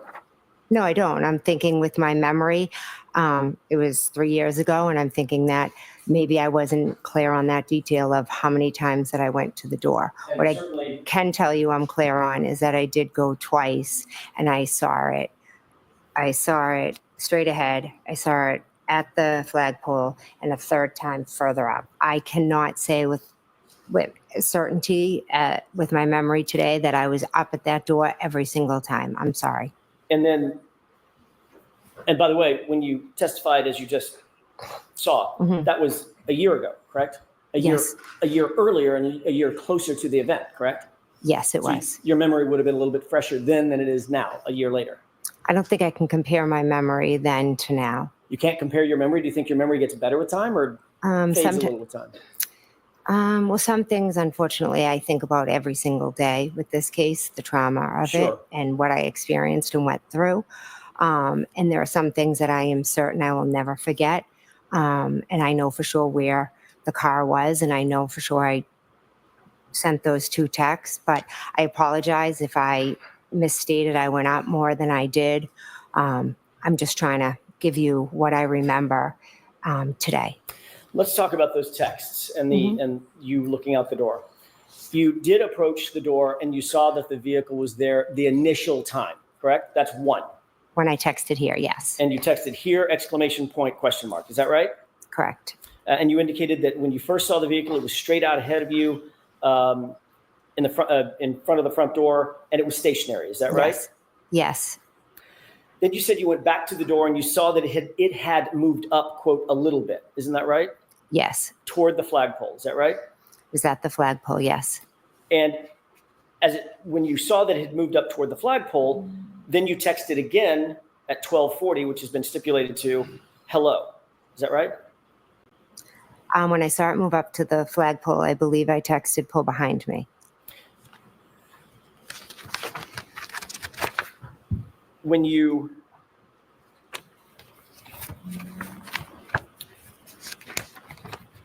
went the second time, and by the way, it's my mistake. I got I jumped over one. It was 12:31:47, which we stipulated to pull behind me. That's when the SUV was 12:31. up closer to the flagpole, correct? I believe so, yes. Then you went yet again at 12:40 and saw the SUV yet again and texted hello. It was the I'm not- second hello. I'm not sure if that was when I texted hello. But you did see that the SUV had moved again. Yes. Now, where was it? At first, it was straight ahead.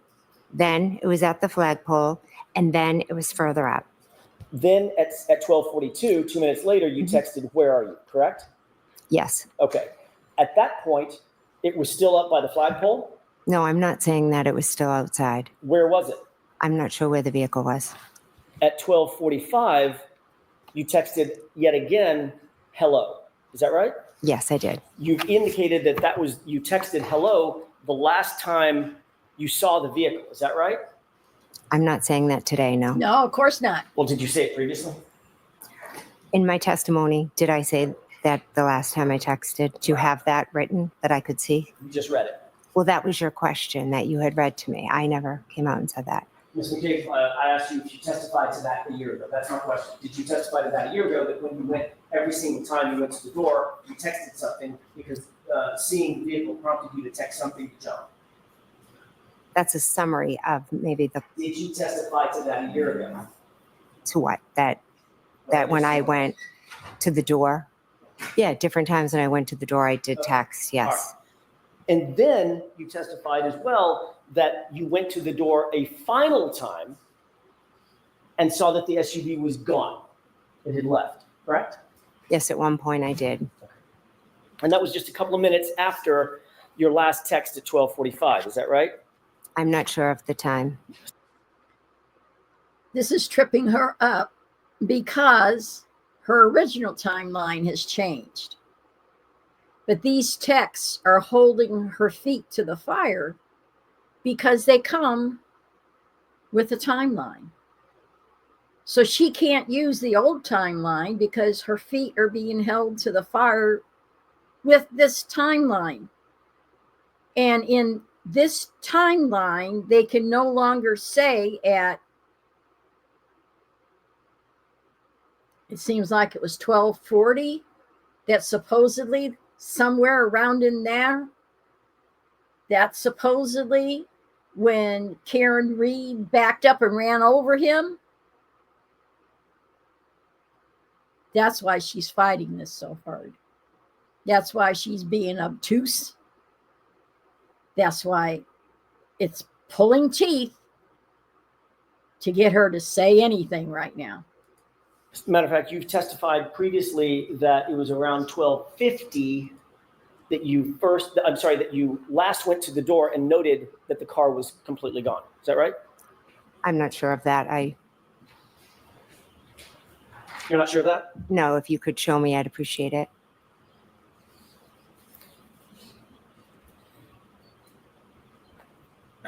At some point, did you note that the vehicle was gone? Let's get to that.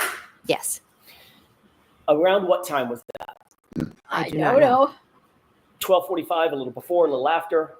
I'm not sure. I can't give a time. Would it refresh your recollection to look at how you testified to that particular time last year? Sure. May I? Yes. Thank you.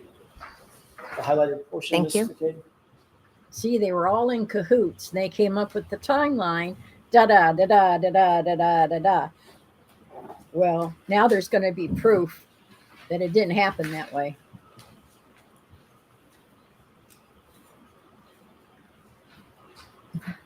Yeah. Yes. Ms. McCabe, does that refresh your recollection as to what time last year you indicated that you went to the door and saw that the SUV was gone? It says on the paper that I was asked if after 12:45 it was gone, and I answered correct. Okay, I never gave a time. all right. And that coincides with the last hello that you texted to John's phone, correct? Again, I don't have that paper in front of me. Is that the Well, that's time? the stipulation. That's what you don't need to worry about Okay. that. That's been stipulated to. Your last hello text was at 12:45. Whoa, whoa. Okay. Okay, Yes. Well, so that did you see the coincides. look? Did you see the look she gave Brennan? Did you see the look?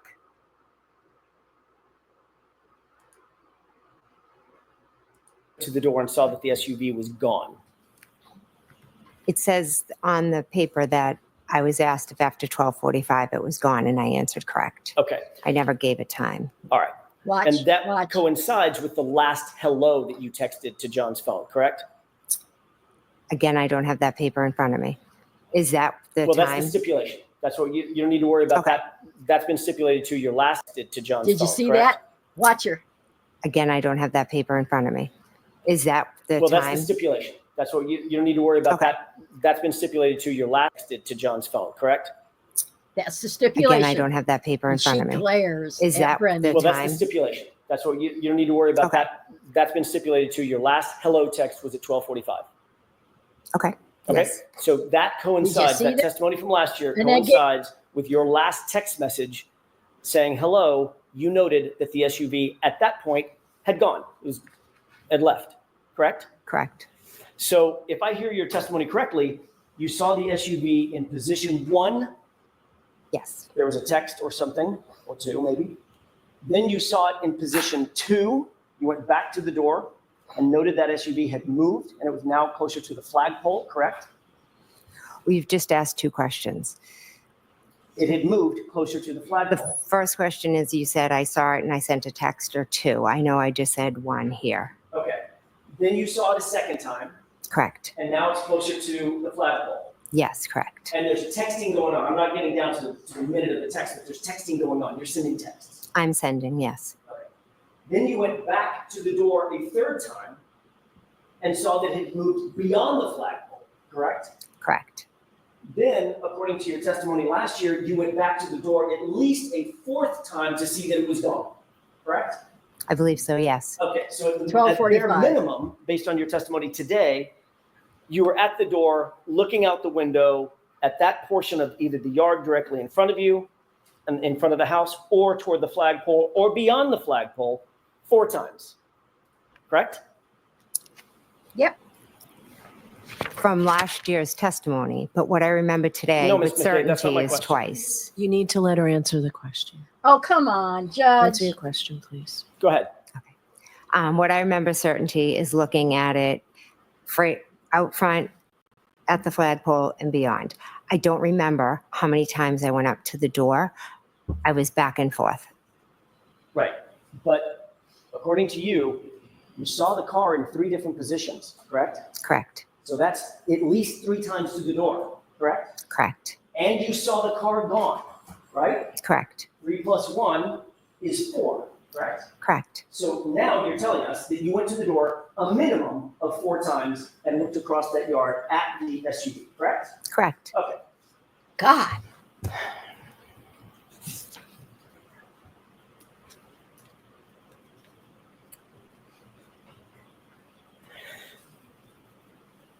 You had a clear view of that SUV as you looked out that storm door every time you went to the door, didn't you?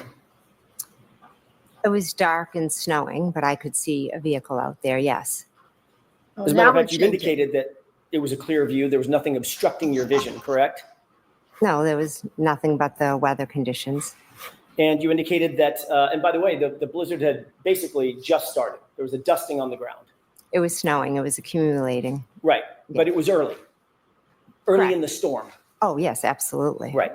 And when asked about whether or not you had a view, well, let me ask it a different way. In terms of your view of the SUV and the distance from the storm door to the SUV to that curb line, there was nothing obstructing your view. You had a clear view of that, a good view of the SUV, correct? When I looked out the window, I could see the SUV in front of me, yes. At no time during any of this interaction with the door, meaning going back and forth to the storm door, texting, looking outside, seeing the SUV in position 1, seeing the SUV in position 2, seeing the SUV in position 3, at no time did you hear any noise that was unusual, did you? No, I didn't. You didn't hear any screaming. No, You didn't hear any yelling, no, no loud voices, no, no foul language. no, You didn't hear a door slam. no, You didn't hear a verbal argument or a fight of any kind. no, You didn't hear a revving engine. no, You didn't hear the squealing of tires or the scraping of tires on the pavement. no, You didn't hear a collision take place no, or a crash no, or screams for help, no, moaning, groaning as if someone was in distress. no. As you looked at the SUV the first time, you've already indicated that you had a clear view straight out the door, right? It's right in front of the front door as a crow flies, right? It's not at an angle. Right there. Correct. Okay. You also previously indicated that you saw tire tracks in the roadway. Yes, In that very, very light dusting of snow, the accumulation that you talked about, you saw tire tracks of some sort. yes. So that's down on the ground, beyond the yard, somewhere in the roadway. In the street, correct. You had a good view of those tire tracks as well, correct? Yes. As a matter of fact, you were able to describe those as sort of almost a wave, I think you once said. Yeah, across the street. I could see it because of the street light that was across the street. Okay, and that presented at least enough illumination based on your view. You could see the tire tracks in the snow. Yes, over to the left, yes. And you've detailed not just the shape of those tire tracks as being sort of like a wave, but where those tire tracks were, correct? No, like this, yeah. Where did you see him? I believe over to the left, if I'm looking out straight. Oh, sorry, straight. So if you're looking outside at the SUV, I'm just going to turn my back to the jurors for a second for perspective. If you're looking outside the door, when you say straight out, the SUV is straight outside. When you say to the left, you mean to the left of the SUV on the ground. That's where you saw the tire track. Yes, Like somebody might parallel park or something. kind of a wave. Yeah, I can't really explain what it was. I just saw it. You weren't paying special attention. You weren't looking for tire tracks, were you? No, when I glanced out, I saw it. You weren't looking for anything in the roadway at that point. You just glanced out. It was something in your peripheral vision, and you made note of it. Yes, But she didn't see the Jeep. And the only thing between you and the SUV as you looked out was the lawn. correct. There's no ditches or hills in that lawn. It's a flat lawn, correct? I wasn't looking at the ground. I was just kind of looking like I am at you That's right not my now, question. straight. You know that lawn. You've been in that house 100 times, 500 times. There's no ditches or berms or hills or mountains on that lawn. It's just a flat lawn, right? I guess you could categorize it as flat. Yeah. Can we take a look?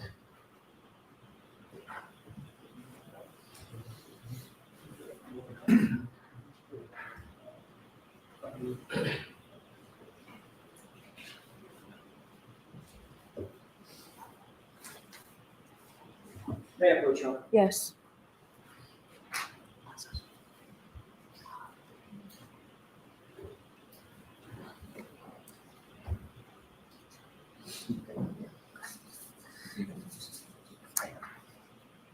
If you really will approach, I'm happy to. Okay. Can you take a look at that Sure. photograph for a quick second? Tell me if you recognize it. I do. Yes. What do you recognize that as being? 34 Fairview. That's the same photograph with just a little modification on it that you saw a few minutes ago. Yes. Your Honor, I would ask that that be marked as identification. Okay. Permission to publish? Not for identification, no. I'm happy to move it into evidence. Your Honor, if I may, if it's marked for identification, I wouldn't object to showing it. Okay. All right. It's a chalk at this point. Okay. May I publish? Yes. Thank you. It's the nicest I've ever heard him. May I approach? Yes. Thank you. There you go. Mr. Wall, can you make that? There you go. Thank you. What's depicted in that photograph? 34 Fairview. And it's an even better shot. Front door, this door, and then what they call the side door that goes into the garage. So there's two doors that face front out and one side door. And someone said something about going to the side door to John O'Keefe. And that's probably where he went, was this side door, not necessarily this one. And if that's true, then that's why nobody saw him enter. When you go in the front door, well, I don't remember for sure, so I won't go any further with that.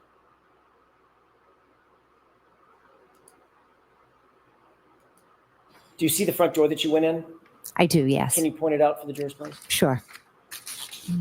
Oh, I forgot they Right went there. over that. Okay, the one with the brick steps leading up to it. Yes. Now, with this perspective, can you point out the side door? Sure. See, That looks like a screen door just to the right of the hedges. Yes. With that perspective, can you point out the garage door?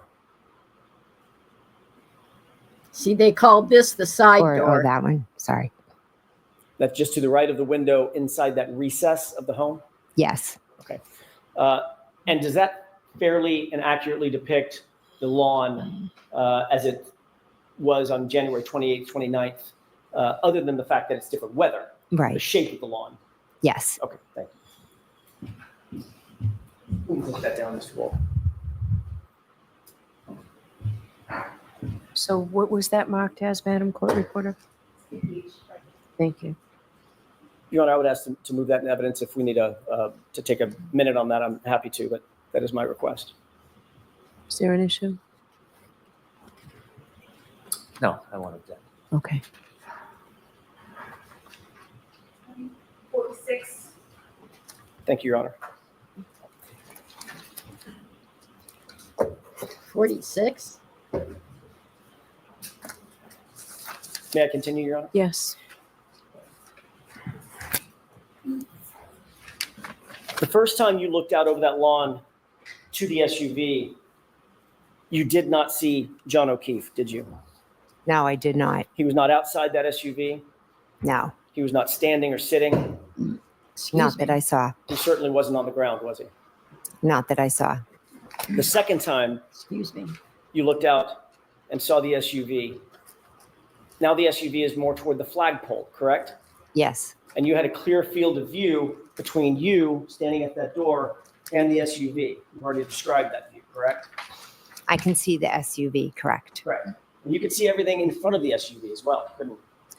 I just would go to the door and look at the SUV. I wasn't taking in all the surroundings of. Right.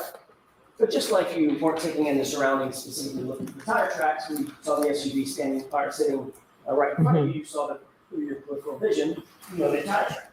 Yes, and that's lighted where around the SUV was very dark. I haven't asked you about lighting yet. We'll get to that. I'm You sorry. looked for tire tracks, even though you weren't looking for tire tracks, right? Yes, I did. Something stood out to you in your peripheral vision. Just looking out, there they are. Yes, absolutely. Hmm. You can't That control. second time things, and you look directly at the SUV with no obstruction between you and the SUV, you did not see John O'Keefe standing outside the SUV. No, He wasn't sitting down. no, He wasn't lying down. no, You certainly did not see his body in the snow toward that flagpole. no. And you would have been looking directly toward that flagpole, correct? I was look- Directly. I was looking at the vehicle. Directly toward the flagpole, Ms. McCabe. I was looking in the direction of the flagpole Right. at the vehicle. Yes. And you saw no body in the snow, did you? I didn't look for a body in the snow. I didn't ask you if you looked for one. You weren't looking for tire tracks either, were you? But you saw those. I did see those, yes. And you did not see a body in the snow. No, I did not.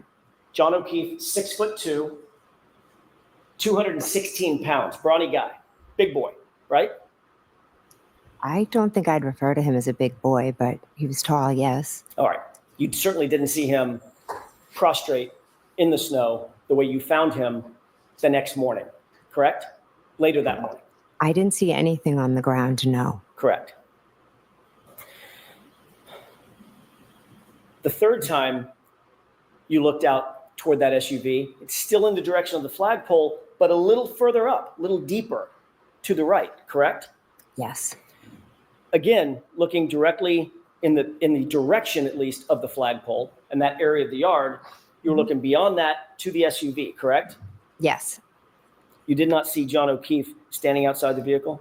I did not, no. He was not sitting outside the vehicle, No. and he certainly wasn't lying on the ground, was he? I didn't see him.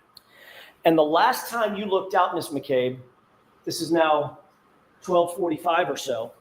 The last time you looked out, the SUV was gone. Is that right? Yes. But you were still looking in that direction because that's the last place you saw the SUV. Is that right? I looked out the window like this. I wasn't searching anywhere, but just glanced out the window and I didn't see it. I'm just asking you a direction, not whether or not you were searching. I know you didn't send out a search party. That's not my question. My question is, were you looking toward the area where you last saw the SUV around 12:45 a.m.? Yes. That would be directly across the lawn, directly past the flagpole, and directly into the street where you last saw the SUV, correct? I glanced out. Yes, correct. And the same way you glanced out at the SUV, to use your words, glanced out and saw the tire tracks, right? Correct. Yes. But you did not see John O'Keefe standing on the lawn. No. You did not see him sitting on the lawn, No. and you certainly did not see his body lying on the lawn, did you? No. No, I did not.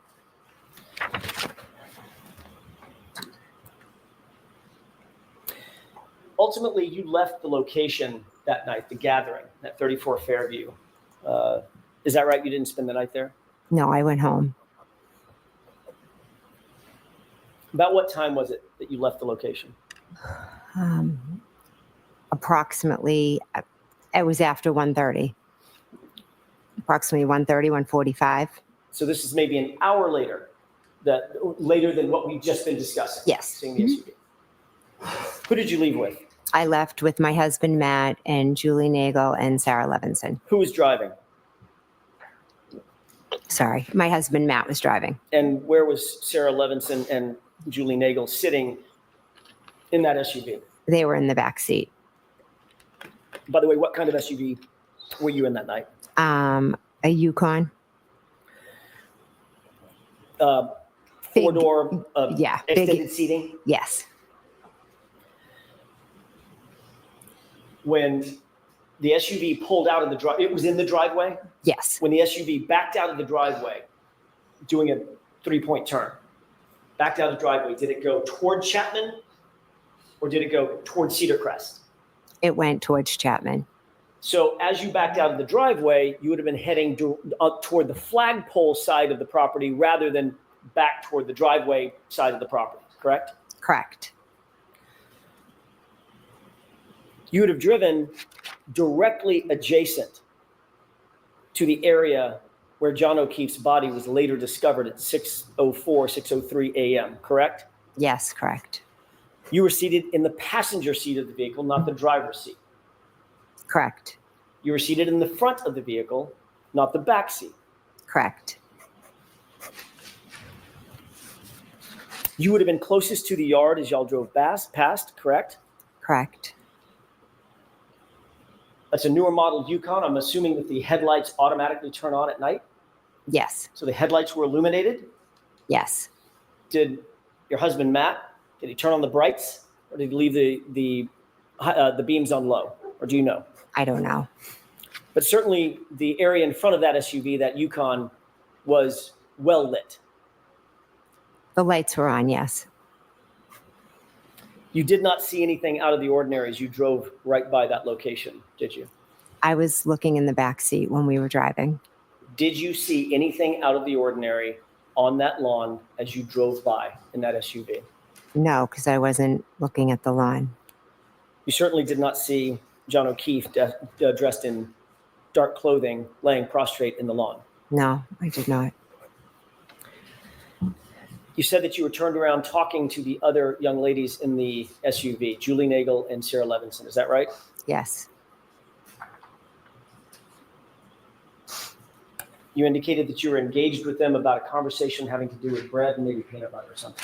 Yes. You didn't, as you passed by that location adjacent to where John's body was later discovered, you didn't hear Julie Nagel say anything out of the ordinary about having seen something. No. You didn't hear Sarah Levinson say anything out of the ordinary about having seen something. No. According to you, you were turned around, directly engaged with both of these young ladies as you passed by that area where John's body was later discovered. Is that right? When we pulled out, I turned around and I was talking to them about the bread and the peanut butter. I'm not sure exactly where we were driving, but it was when we pulled out. Yes.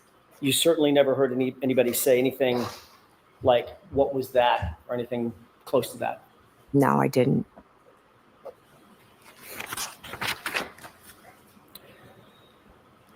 I'd like to turn your attention to your arrival back at 34 Fairview just after 6 a.m. the next morning.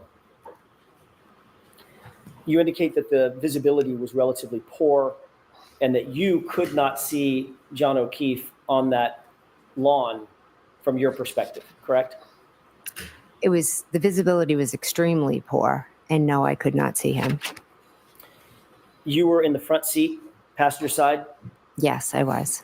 It was Karen Reed who actually saw Mr. O'Keefe, jumped out of the car, and began attending to him immediately, correct? Karen got out of the car and ran to John O'Keefe. And you stayed by the car, and Ms. Roberts ran over to assist Ms. Reed in giving first aid to, at least initially, to Mr. O'Keefe. Is that right? No, that is not. Carrie got out and walked over, and then I got out and walked over.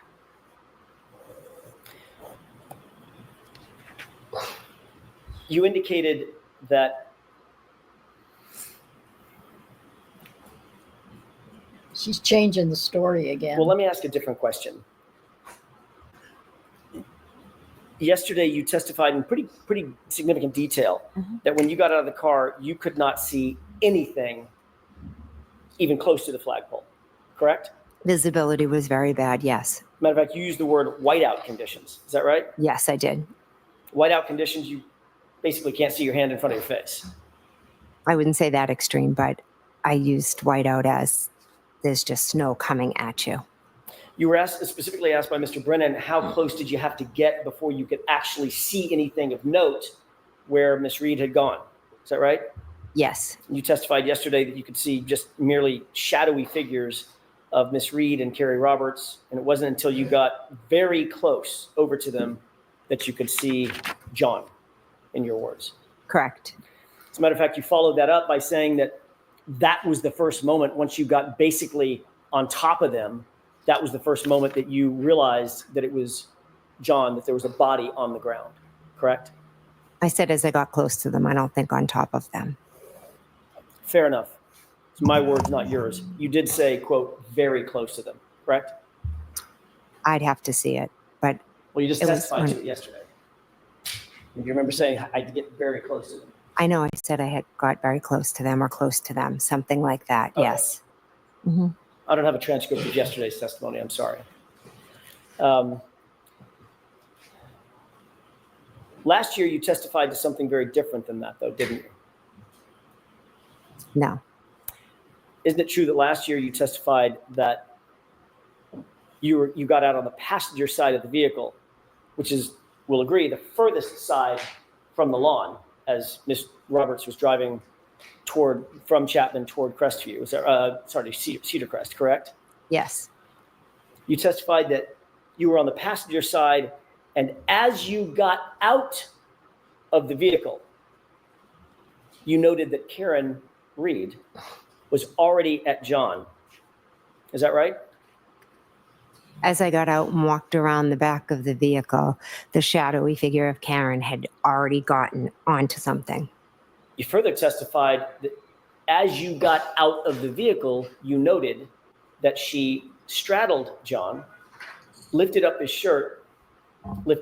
shirt, and went to lay on it. And Miss Roberts went over and said started removing snow from John's face. Correct? Do I have the page and line number? Where are you, Sure. Mr. Jackson? May 17, 2024, RT 114, lines 14 to bottom, onto 115, line 4. She keeps looking at Brennan. Is that how you testified last year? I'm sorry, would you mind just repeating it? Sure. Thank you. You testified in substance that you were on the passenger side of the vehicle, and as you got out, quote, as I got out, end quote, she, Miss Reed, was already at John. You indicated that you saw her straddle him, lift up his shirt, lift up her shirt, and lay on top of him while Miss Roberts went over and removed snow from his face. That's how you testified last year, correct? Exactly. Is that how you testified last year? I don't remember. I'm not sure. I know Next question. Would it refresh your recollection if you look at a copy of your testimony from last year? I don't think looking at it would refresh my memory. I know I might have used different words, but the bottom line is I got out of the car, went behind the car, Yeah. went over, Yeah. and Karen had done that. Ms. McCabe, I'm asking, do you think it would refresh your, if you don't have a good recollection of how you testified last year under oath, sitting on that witness stand? I'm asking, do you think it would refresh your recollection to see your transcript from last year? I don't need to see my transcript. I know what I know and I know what I remember. So That's not my question. I'm not asking what you remember now. I'm asking how you testified a year ago, man. whether I said it was as we're fighting over silly words, whether I said as I got out of the car, we were there. Words matter. They matter a lot. Okay, so remember, Mr. Jackson, no comments. Ms. McKay, how you answer his question? Okay. Do you remember exactly how it is that you testified last year? No. I do not know.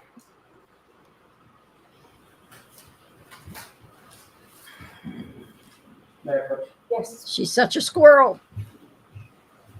No, worse than a squirrel. Thank you.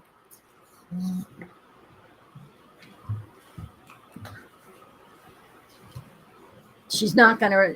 It's not gonna jog her memory. That's what it says here, but I don't remember it being that way. As I sit here now, I remember it this way.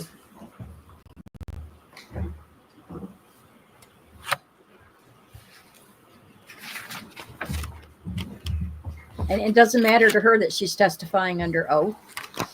It means nothing to her. She lied to the FBI agents. Why wouldn't she lie now? Perjury. That's no biggie. She knows enough people to get out of it. Because she's connected, don't you know? She's connected, don't you? May I, Your Honor? Yes. Thank you. Okay. How are you going to get out of it this time? Ms. McCabe, does that refresh your recollection as to how you testified in substance last year? I see what it says, I said, but it's a little bit different than what you stated. Okay, then let's walk through that. Did you indicate last year that as you got out of the vehicle, that's when you could see what Miss Reed was doing with John O'Keefe, down to the detail of pulling her shirt up and pulling his shirt up to try to go skin to skin? I object. And Why don't I see it sidebar? Why don't you bring it? Ah, Mr. Jackson, man. please? Did you see it again? Did you see it again? Did you see it again? Why don't you bring it to Mr. Jackson, please? Pulling his shirt up to try to go Watch. skin to skin. She's looking at Brennan. Come on, Brennan, say something. and Why don't I see it sidebar? Why don't you? Yeah. Pulling her shirt up Watch. and pulling his shirt up to try to go skin to skin. Come on, Brennan, say something. Get me out of this. Why don't I see it sidebar? Why don't you bring it? Yeah.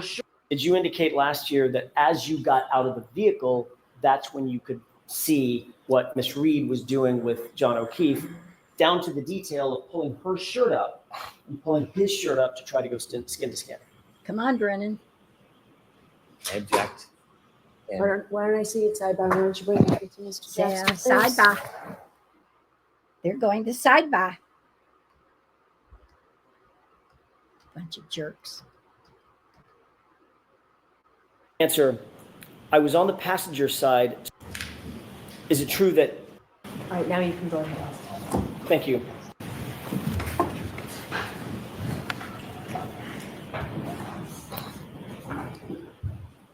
All right, now you can go ahead.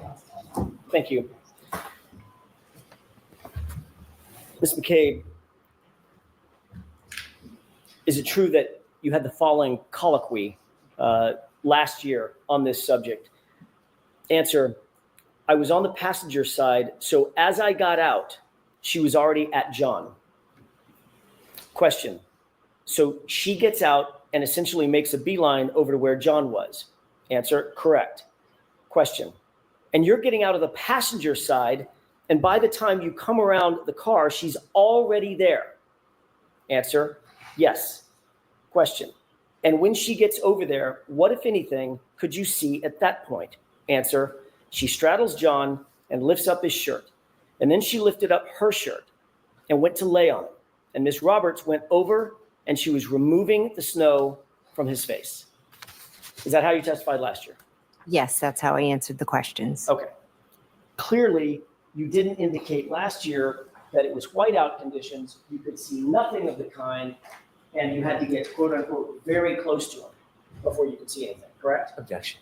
Sustained. It's Huck. the first word that's problematic, Mr. Jackson. Whoa. Whoa. It's the first Yes, word. you're close to him. Clearly, you didn't indicate last year that it was whiteout conditions. You could see nothing of the kind, and you had to get, quote unquote, very close to him before you could see anything, correct? Objection. Sustained. It's the first word that's problematic. You could see nothing of the kind. Testified She's last never given a hint Yes, before. that's how I answered the questions. year. Okay. She's never Clearly, given a hint You before. didn't indicate last year that it was whiteout conditions. Clearly. You could see nothing of the kind, and you had to get, quote unquote, very close to him before you could see anything, correct? Objection. Sustained. It's the first word that's problematic, Mr. Johnson. Yesterday, you testified. Excuse me. Clearly is what she objected, what the objection was for, because it, instead of just, how did he put it? Last time you said this, clearly puts too much. It's no longer a statement. It's an observation, and he's not supposed to do that. And I explained it wrong, but that's what I get from it. Before you could see anything, correct? Objection. Sustained. It's the first word that's problematic, Mr. Johnson. Yesterday, you testified that it was whiteout conditions. You had to leave the car, walk all the way over and get quote unquote very close to John before you recognized that it was even a body. Is that right? Yes. But last year, you testified that you were still at the car when you noted the detail of Karen basically giving life-saving aid to John. You can see that clearly, all the way from the car, right? Objection. Is that what you said, Ms. McCabe? No. Yes, it is.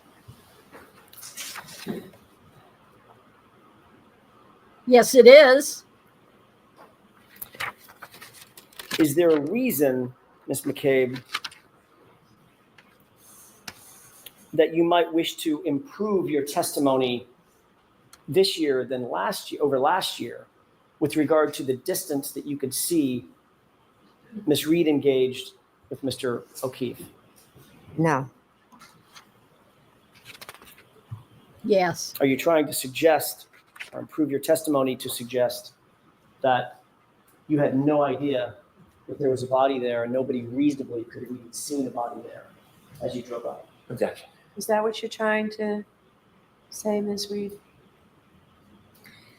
Ms. McCabe. Okay. Can you repeat the question, please? Well, that gave her enough Sure. time. I'll give it a shot. I'm sorry.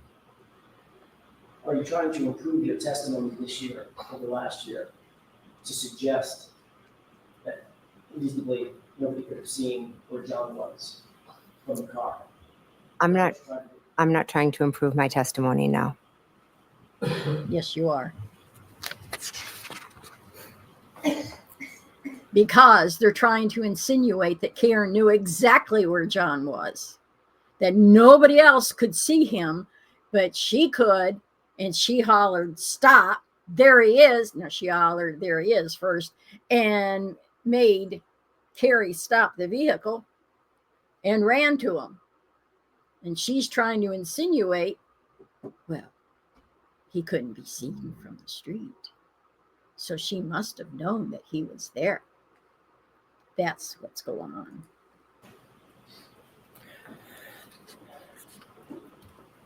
You claimed on direct examination today, as a matter of fact, that Miss Reed looked at you at the scene and said the phrase, "I hit him, I hit him, I hit him." She said it 3 times, very distinctly, according to your testimony, correct? She did, yes. That was so impactful that it had the effect of putting you in some sort of shock and horror. Is that right? I was in shock the whole morning, but that statement definitely was a lot. And that's an incredibly memorable statement for you to have heard and now recount to us in this trial, correct? Correct.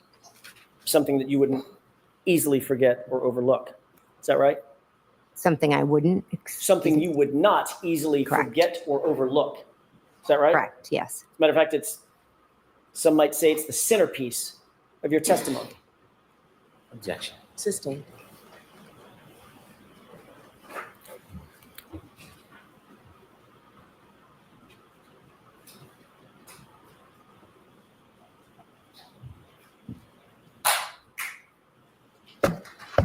Ms. McCabe, you testified at a grand jury in April of 2022, did you not? I did, yes. before you testified, you took an oath, very much like the oath that you took before you testified in this case, correct? Correct. You swore to tell the truth, the whole truth, and nothing but the truth, so help you God, correct? Correct. And that included the whole truth at the state grand jury, correct? Correct. That was only weeks, several weeks, but weeks after this incident, right? April 26th versus January 29th, 2022. Is that right? Correct. Yes. Things were much fresher in your mind then than they are now. I wouldn't necessarily say that. Especially something as momentous as an admission from my client that she hit him. Would you agree? Would I agree that she said that? Would you agree that that would be fresh in your mind? Something as momentous as that. You wouldn't forget that. I will never forget it. You wouldn't overlook that. I will never forget it. You would not overlook that either, would you, Ms. McCabe? I answer the questions I'm asked. Can you answer the question that I just asked? You're not answering my question. Would you overlook that? No. And the reason you wouldn't overlook it is because it was so impactful on you, having heard that. Not once, not twice, 3 times. I hit him, I hit him, I hit him. Is that right? Yes.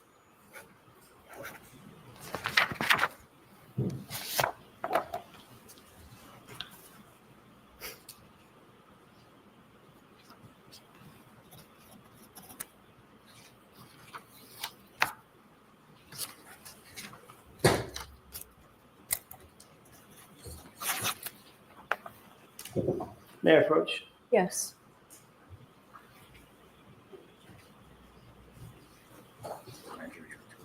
Thank you. Thank you. Take a look at that document. Tell me if you recognize it.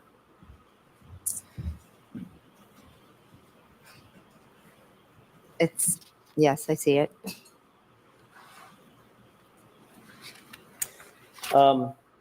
Is that a transcript of your entire testimony at the grand jury in April of 2022? I believe so, yes. You've reviewed it in the past?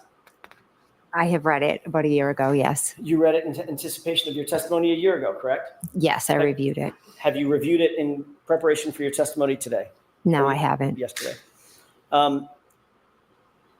McCabe, turn to the page or pages in that transcript where you recount to the grand jurors that my client said, I hit him, I hit him, I hit him. This is over 227 pages. How long did you say it was, Ms. McCabe? 227? I'm not going to let her read 227 pages. Of course not. You reviewed it before, haven't you? I reviewed it a year ago, yes. You read the whole thing cover to cover, didn't you? I skimmed through it. One of the most important points in your testimony yesterday and today is recounting these jurors the phrase, I hit him, I hit him, I hit him. Is that right? Objection. To the form of that, I'm sustaining it. Was it important to you to tell these jurors that you heard my client say, I hit him 3 times? I answered the questions and I'm telling the Was it- jurors what I know. Was it important to you before testifying today that you recount to these jurors the phrase, I hit him, coming out of my client's mouth? Your client said she hit him, yes. That's not my question. Listen to my question, Ms. McCabe. I'm sorry. Was it important to you before you testified to tell these jurors under oath that my client said, I hit him 3 times? As a juror, as a witness, it's important to tell the truth and to answer the question you were asked. And in point of fact, in your entire grand jury testimony, you never said, my client said the words, I hit him, did you? Again, it's 227 pages. Ms. McCabe, you were there. They're your words. I'm not asking you to rehearse something. You were there. Did you tell the grand jurors that my client said I hit him? I have testified a number of times, but I was there the morning of January 29th when your client said, I hit him, I hit him, I hit him. Did you tell that to the grand jurors? I'm not sure. It's because you didn't, did you? Again, I'm not sure. Ms. McCabe, you were asked in your grand jury testimony no fewer than a dozen times, 12 times, 12 separate times, you were asked to repeat words that my client said both before, going to, and at the scene at 34 Fairview that morning. Correct? Objection. Do you know the answer to that? No. You were asked multiple times what my client's words were that you heard her say going to and at the scene, correct? I was correct. And you recounted those words truthfully and honestly at that time, correct? Correct. Because you were under the same oath that you're under today. Correct. And things were much fresher in your mind then than they are now 3.5 years later. Would you agree with that? I hit him is just as fresh today as it was 3 years ago. Turn to page 190, if you wouldn't mind, Sure. for court and counsel lines 10 and 11.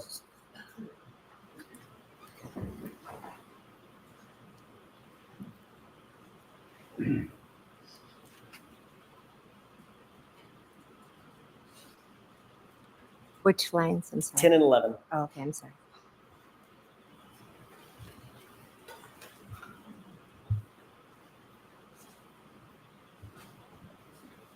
You recounted what Ms. Reed said to you over the phone to the grand jurors, correct? Correct. And what she said at 4:53 a.m. was, "Did I hit him?" Correct? She didn't say that at 4:53. Did you testify that what Ms. Reed said to you that morning over the phone was, "Could I have hit him? Did I hit him?" Yes, I did. May I approach? Yes. I need to back that up. To you that morning. Say that at 4:53. And what she said at 4:53 a.m. was, "Did I hit him?" Correct? She didn't say that at 4:53. That's got to be court TV did that.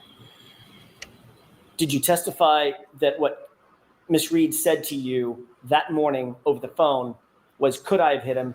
Did I hit him?" Yes, I did. May I approach? Yes. Oh, sure.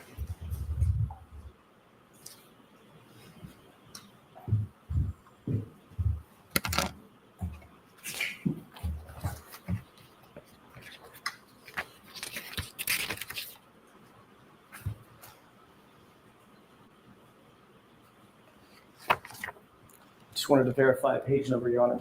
May I approach? Yes. Why don't you tell Mr. Brennan the page number? I will, with each one.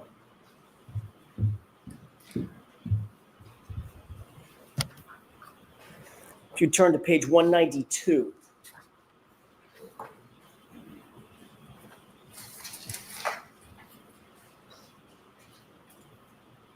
Line 4. What did you tell the grand jurors my client said in that answer? Foundation. What Did are we you- talking about? I'll ask it a different way. Did you answer a question on page 192, line 4, concerning my client's statement? Did I answer a question? You were answering a question, correct? Oh, yes, yes. All right. I'm sorry. And the answer that you gave to the grand jurors was, she said, "Could I have hit him?" Correct? Yes, that's part of the answer I gave. Turn to page 193. I'd object. Why? So I don't want to have to see it sidebar. We need context in order for this to be admissible, Mr. Jackson. I have no idea what that said. Your Honor, everyone, The answer is- I can make an offer of proof at sidebar if you Okay, wish. why don't you come to sidebar? Sure. And bring them. My God, people. Oh. Just.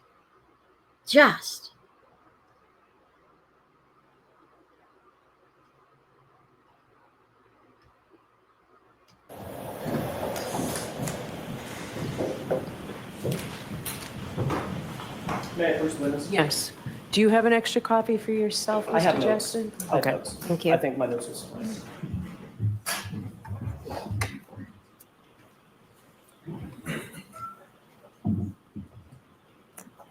On page 192, line 4, for context, were you talking about a statement that was made in Karen's car on that morning before you got to the scene? 192. 192, line 4. Be Carrie's car, not Karen's.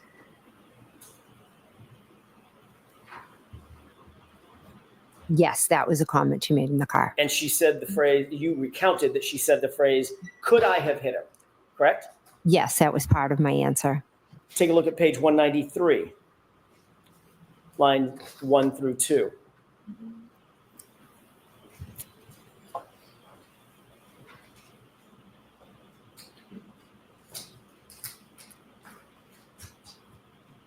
This was also in the context of a conversation that was in Karen's car, correct?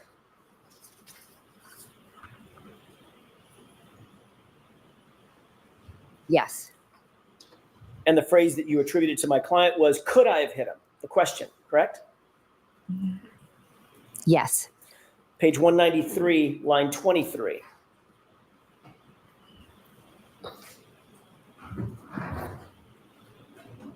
In the context of being in John's driveway at One Meadows, Yes. and you attributed the statement, and she's asking if she could have hit him, correct? I was wrong. It was Karen's car. Jen was driving Karen's car back to One Meadow. And Karen was in the car with her. Yes, when she showed me her taillight. Page 201, lines 23 and 24.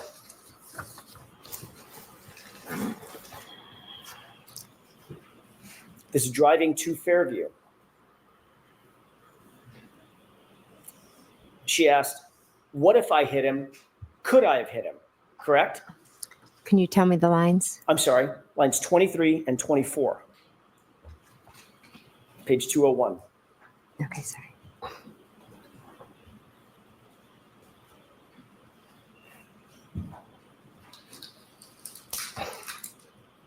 Okay, I've read it.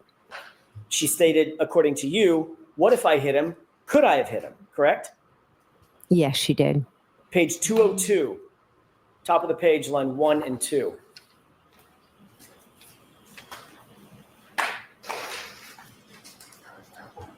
Again, in context, this is driving to Fairview before you arrived at Fairview.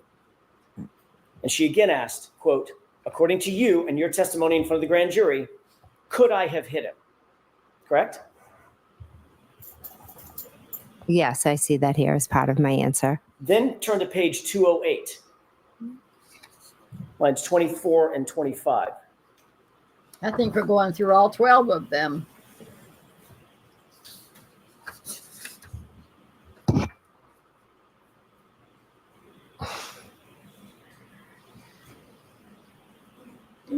Get out of there.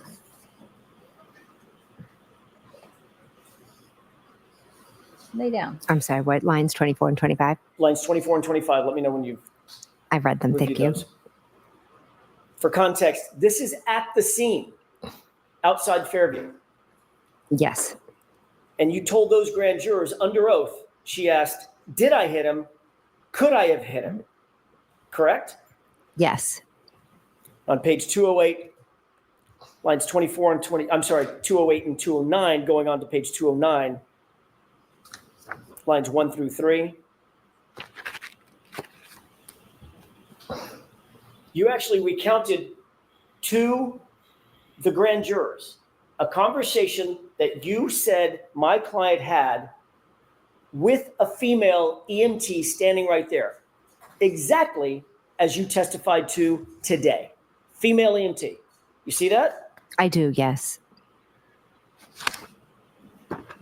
And what did you say my client's statements were in front of that female EMT? In this, I say that she said, could I have hit him? Is he dead? It's actually, did I hit him? Oh, sorry, I missed that part. I apologize. Did I hit him? Could I have hit him? Is he dead? Is he dead? Is he dead? And that was at the scene in front of the female EMT exactly the scene that you're describing, you attributed the 3 statements to my client to today, right? There was many different times when we were talking to different EMTs, the female EMT, the men, the police officers. May I approach? Yes.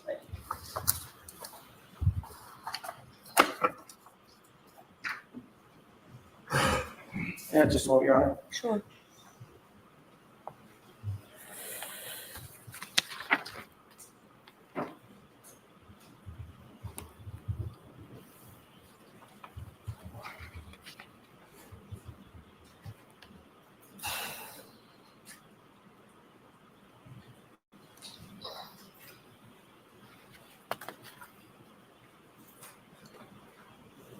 Got to give her credit. She's a stubborn old gal.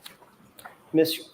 McCabe, your full statement at page 208,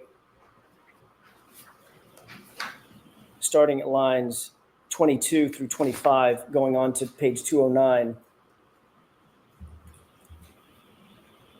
down to line 4, was, quote, so there are different, police officers getting statements from us. And at one point I'm standing with Miss Reed and she's saying, did I hit him? Could I have hit him? And there was, I believe, an EMT, a female, standing right next to me, listening to her yelling, did I hit him? Could I have hit him? Is he dead? Is he dead? Is he dead? It was pretty much nonstop. That was your testimony in front of the grand jurors, correct? Yes, it was. And that was April 26th, 2022, correct? Correct. Not one time. Not one time, Ms. McCabe, did you utter the phrase, I hit him, as it relates to my client in front of that grand jury on April 26th, 2022. Did you? Not once. I'd have to read through the 227 pages to see. As you sit here today, do you remember ever saying to those grand jurors, she said, I hit him, I hit him, I hit him, in front of a female EMT? I've spoken to in a few grand juries. What I said specifically at different ones, I don't recall at this moment, but I do know that morning your client said, I hit him, I hit him, I hit him 3 times, and there was a female EMT there. And nobody believes it anymore. Look at her looking around. Did you see that? Look at her looking around. Do they believe me? Do they believe me? Did you see that? She's looking around. She's looking all over the place. Do they believe me? Do they believe me? Client said, I hit him, I hit him, I hit him 3 times, and there was a female EMT there. Now watch. Watch her eyes. Look at her looking around.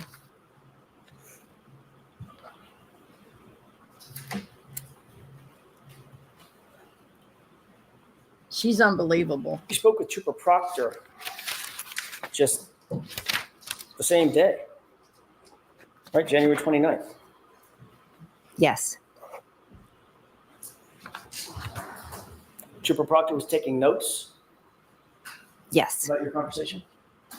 yes, he was. Use me notes, as a matter of fact. Something. I didn't review his notes. I think I've seen a report at one point or another. On that very day, January 29th, 2022, when you were asked to recount what happened at the scene, You never who was said doing it. what and who said what. You never told Trooper Proctor that my client said, I hit him either, did you? Oh, I told him. Yes, I did. He just leave that out of his report? I'm not responsible for his report. No, you're not. But you have read his report. Objection. So again, no comments, Mr. Jackson. You have read his report, right? I have seen it before, yes. And it's not in his report.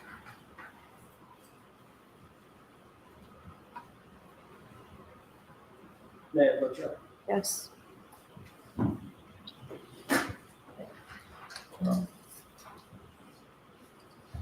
Thank you.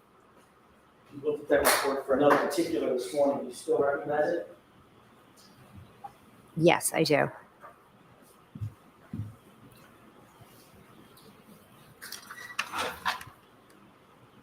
Can you review that report, scan it, and let me know when you're done? Okay, is there something specific I should be looking for? I don't think you're going to find it, Ms. McCabe.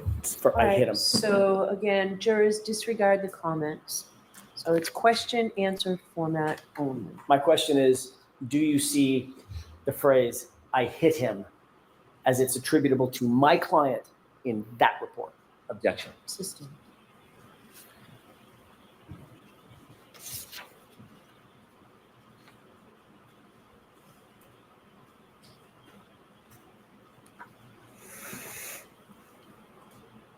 Do you recall telling Trooper Proctor that my client said, "I hit him, I hit him, I hit him"?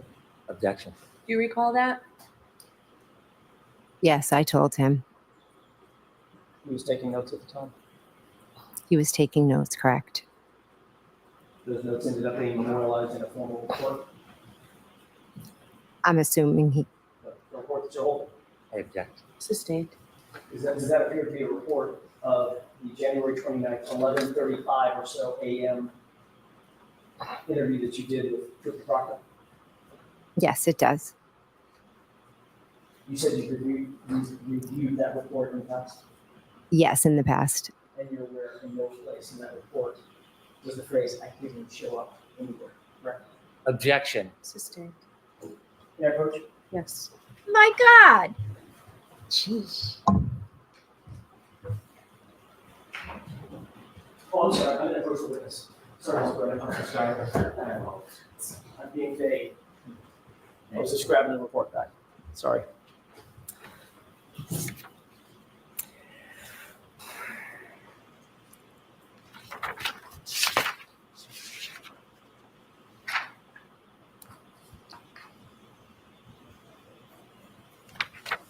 May I have just a moment, Your Honor? Sure.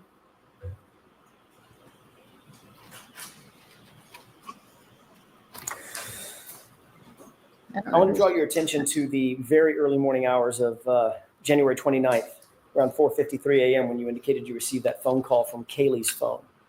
Do you have that time and date in mind? Yes, I do. My client told you that John had not come home, correct?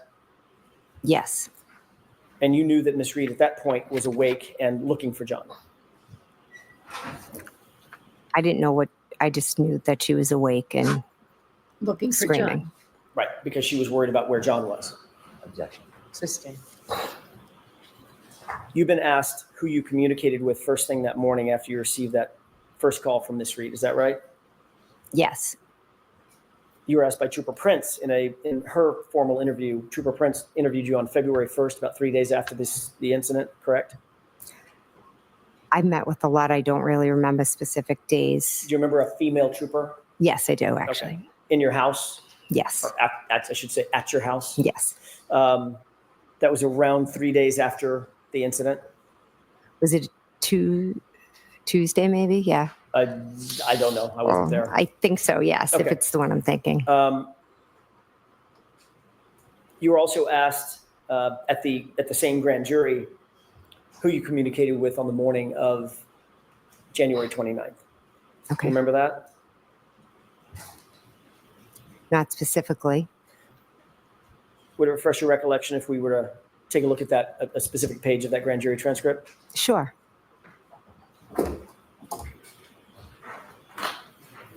And her wheels are turning.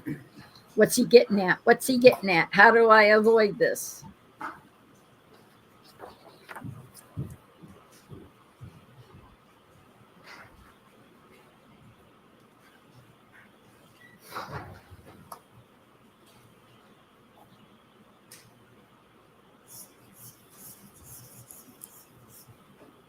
We got about another half hour.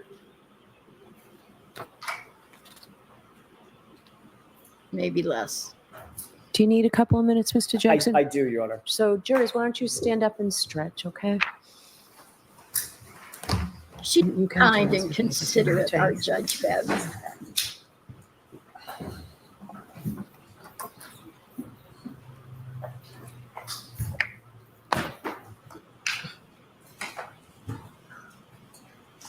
Mr. Jackson, do you want a 5-minute recess? Sure. We're still going to stop at 4, so really 5 minutes, folks. We'll have you go back and come back. Sure, why not? Let's do that. I don't know what he was looking for.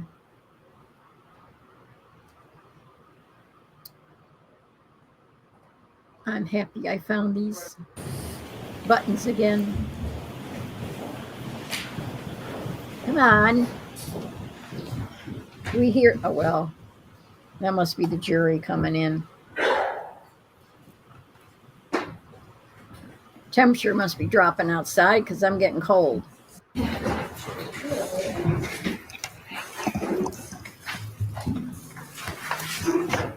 All right, whenever you're ready, Mr. Jackson. Thank you, Your Honor.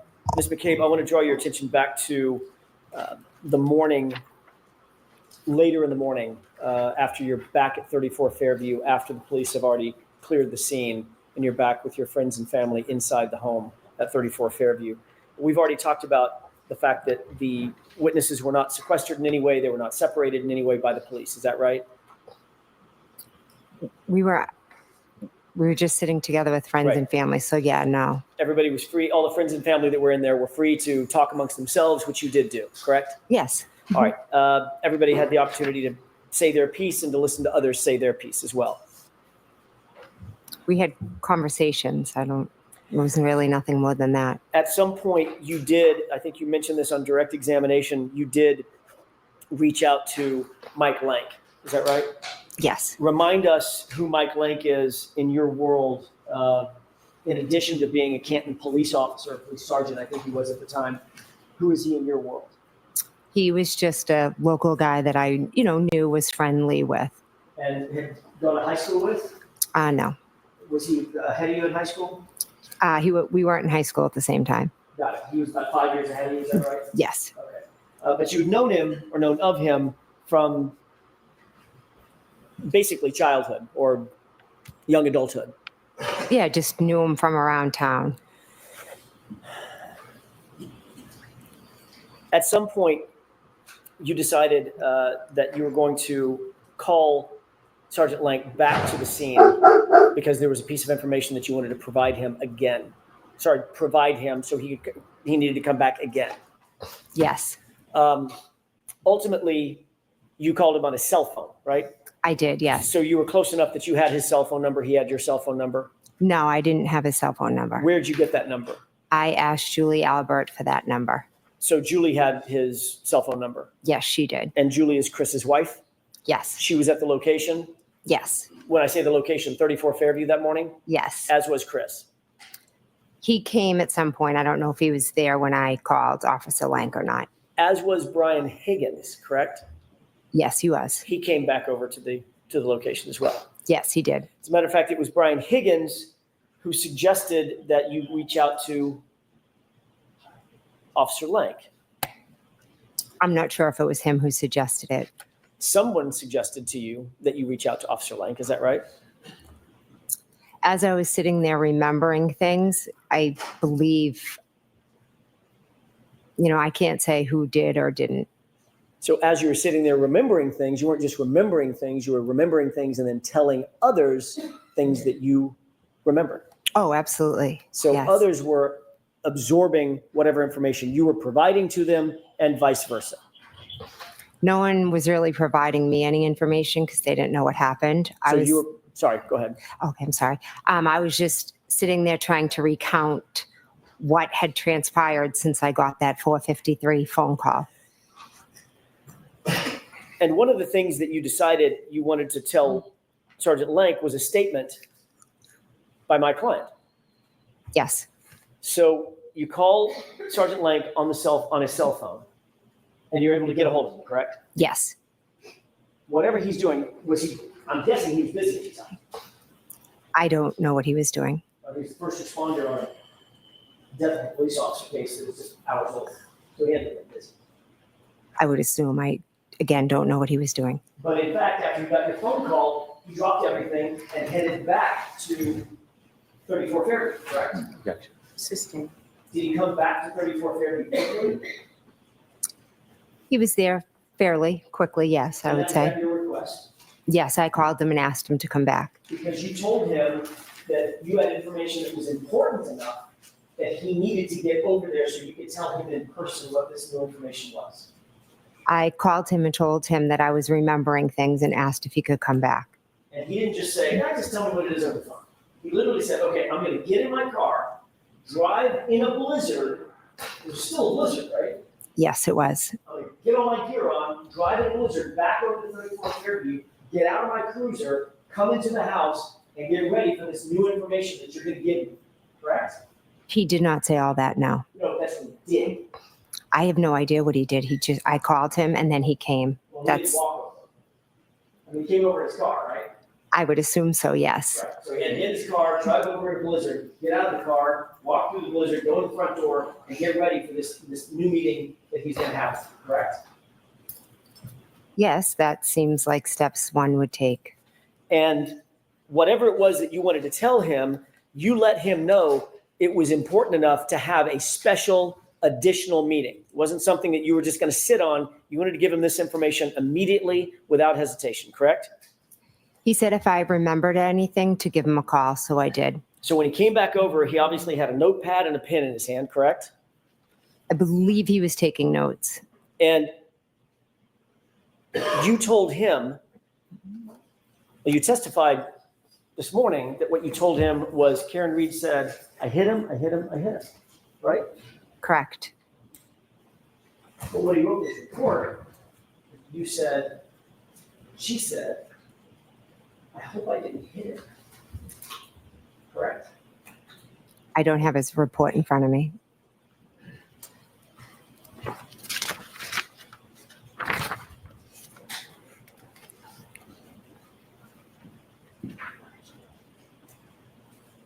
Yeah, just one minute. Yes.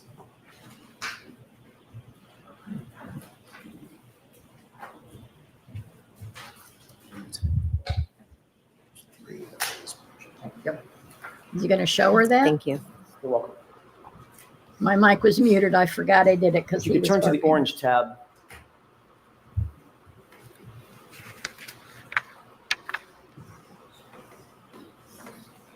Do you see that?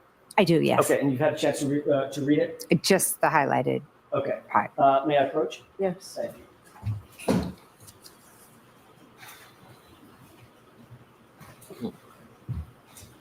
In fact, what you told Officer Lank was something to the effect of, "I hope I didn't hit him." Correct? Incorrect. I told him that she said I hit him. He wrote in his report, that you just read, something to the effect of, Objection. Sustained. I hope I didn't. Sustained. is this another example of an officer getting a report wrong? Objection. What's Is that wrong with report that? right? Your Honor. Objection. Sustained. Move on, Mr. Jackson. I don't understand. I hope I didn't hit him, or something to the effect of, I hope I didn't hit him. Sounds an awful lot like, did I hit him? Did I hit him? Did you agree with that? It does sound similar, yeah.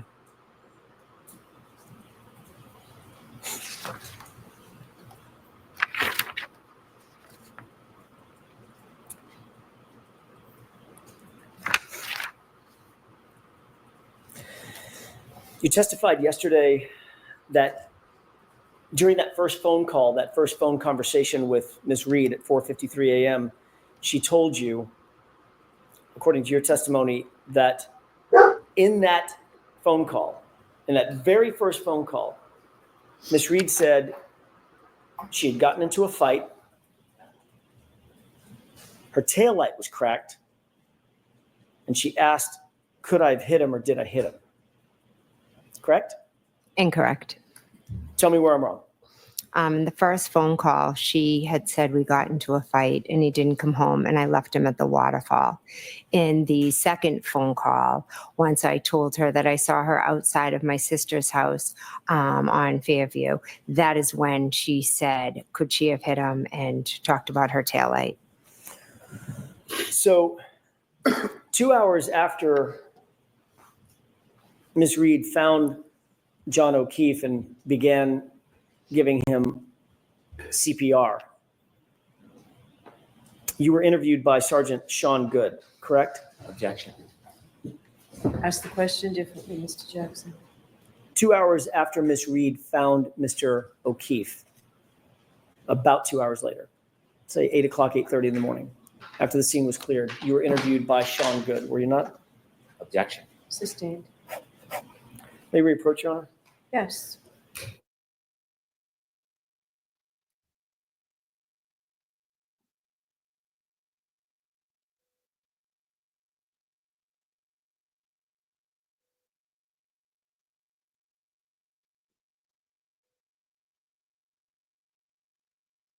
Sorry, I was muted because of the big guy. What was wrong with that question? That doesn't make any sense to me. Oh, I'm on the wrong thing. Jeez. You have to be in the right screen in order to fast forward.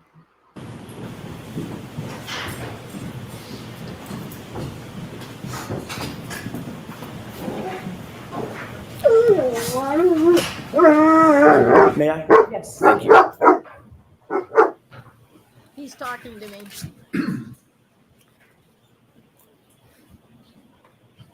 While you were at the scene, after Miss Reed had been giving CPR, Sean Good interviewed you, correct? I don't remember a formal interview with Sean Good. Do you remember talking to him? When he arrived at the scene, I do remember briefly talking to him after all three of us gave John CPR. And he asked you certain questions about what you'd seen, what you'd heard, what had happened, correct?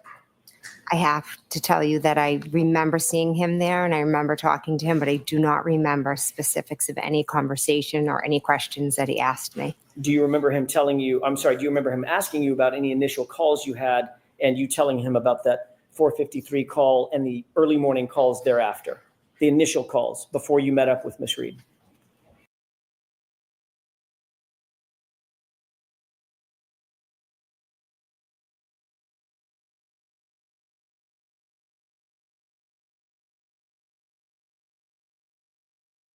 I don't recall. Did you tell Sergeant Good, by the way, he was a sergeant at the time. Sean Good was a sergeant, not an officer. I'm not sure. Okay. By the way, you knew Sergeant Good, did you not? I didn't know him. I knew of him, like I knew his name, but that was it. How'd you know of him before that day? Because his sister is a year or two younger than me, and I knew she had a brother that was younger, that was a Canton cop, just through the town, but I didn't know him. Okay, friendly but not friends. I wouldn't even say I was friendly with him. Okay.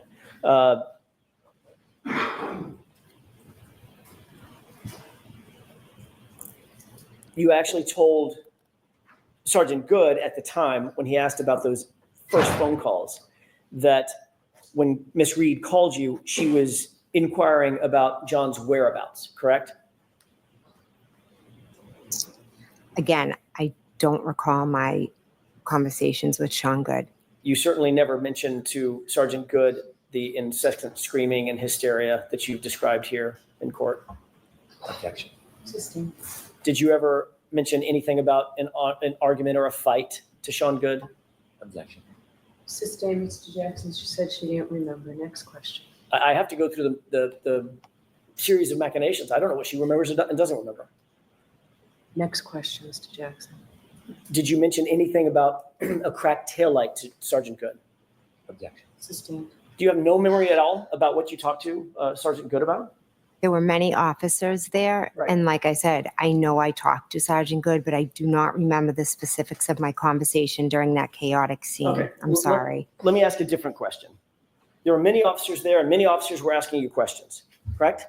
Correct. Did you did you tell any officer while at the scene that during those first few phone calls, first couple of phone calls with Miss Reed, that there was incessant screaming and hysteria? Again, there were many officers asking me questions. Most of them were regarding who John was, if he had medical issues or concerns, things like that. Right. It was a chaotic scene. I don't remember any specific questions about phone calls. I apologize. But you did tell at least one officer about the initial phone call that you received indicating that John may be missing, correct? I possibly said, I got a phone call and that's why I'm here. We all came out to look for him. I apologize for not remembering specifics. Did you tell any officer at the scene anything about an argument or fighting that Ms. Reed said occurred on that first couple of phone calls? Again, the conversations were very brief and they were with a lot of different officers. There wasn't yes or no? in-depth conversations. yes or no? Let her answer the question. Do you recall? That is a yes or no question. Do you recall telling any officer about a conversation in the initial couple of phone calls that you had with Ms. Reed about fighting or being in an argument? Do you recall that? I cannot answer yes or no. Well, you either do or you don't. If you don't, I said just say there you was don't. many different conversations. I am not sure. So you don't recall. I'm not sure on specific conversations about that. I apologize. Is there a reason why you're not telling us that you simply don't recall making that statement? Sustained. Do you recall telling any officer about a cracked taillight that came up in one of those first two phone calls At the scene, at the scene? again, I think all the conversations were about what was happening in the present time. And literally, this was a couple of hours after this incident, correct? When everything was freshest in your mind. These conversations were at the scene when Miss Reed was running around screaming. Were you also interviewed by Officer Mullaney? Again, there were many officers there that I spoke to. Ms. McCabe, do you understand my question? Did you understand the last question I asked you? If I spoke to an officer, Mullaney, Correct. again, I could have. I am not sure. I don't remember every officer. It was a chaotic scene. I had just found my friend on the ground. So the answer is, I don't remember. I Correct? don't remember speaking to him. No, sorry.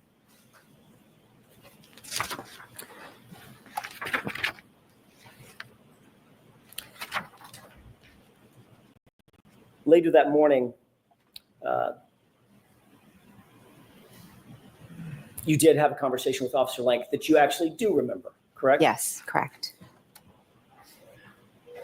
What you told Officer Lank or Sergeant Lank was that you received a phone call from Kaylee's phone and that Karen Reed was distraught because John never came home, correct? I told him she was, I don't remember the exact words, but I told him something like she was hysterical and screaming and said John never came home. You never mentioned that she said anything about a fight during that initial phone call, correct? Again, I'm not sure what exactly was said during that initial phone call. You never mentioned that she said something about a cracked taillight in that initial phone call or those two phone calls, correct? Are these phone calls with who? You know, her selective memory is aggravating. The rest of the time, her memory is precision, sharp. Depends on who's asking the questions, I guess. Who are these phone calls? Who am I speaking The to at this initial point? phone calls that you had with Miss Reed, Yes. you never mentioned to Officer Lank or Sergeant Lank that Miss Reed mentioned anything about a fight or an argument, correct? I don't remember. You never mentioned anything about having Miss Reed saying anything about a cracked taillight in one of those two initial phone calls, correct? Again, I don't remember all the things that I told Officer Lank. And you certainly never mentioned that Miss Reed said anything about could I have hit him in either of those initial phone calls, correct? Again, I don't remember my specific conversation with Officer Lank. So you don't remember the conversation that you had with Officer Lank when it was the clear light of day. You had a chance to take a beat and a breath, catch your breath, because it's now 11 o'clock in the morning. You don't remember anything about that conversation. But according to your testimony, you remember in detail what my client said, waking you out of a dead sleep. Correct? So I didn't speak to him at 11:30. It was earlier in the morning when he came back to Fairview. Let's call it 9 o'clock, whatever. Okay. Whatever. It wasn't the same chaos as my client screaming into the phone that John never came home, waking you out of a dead sleep, correct? Correct. But when you recounted that conversation or those conversations to Sergeant Blank, you didn't say a thing about Miss Reed saying that there had been an argument, did you? I'm saying I don't remember the specifics of my conversation with Officer Lank. I'm also saying that I was woken up out of a dead sleep.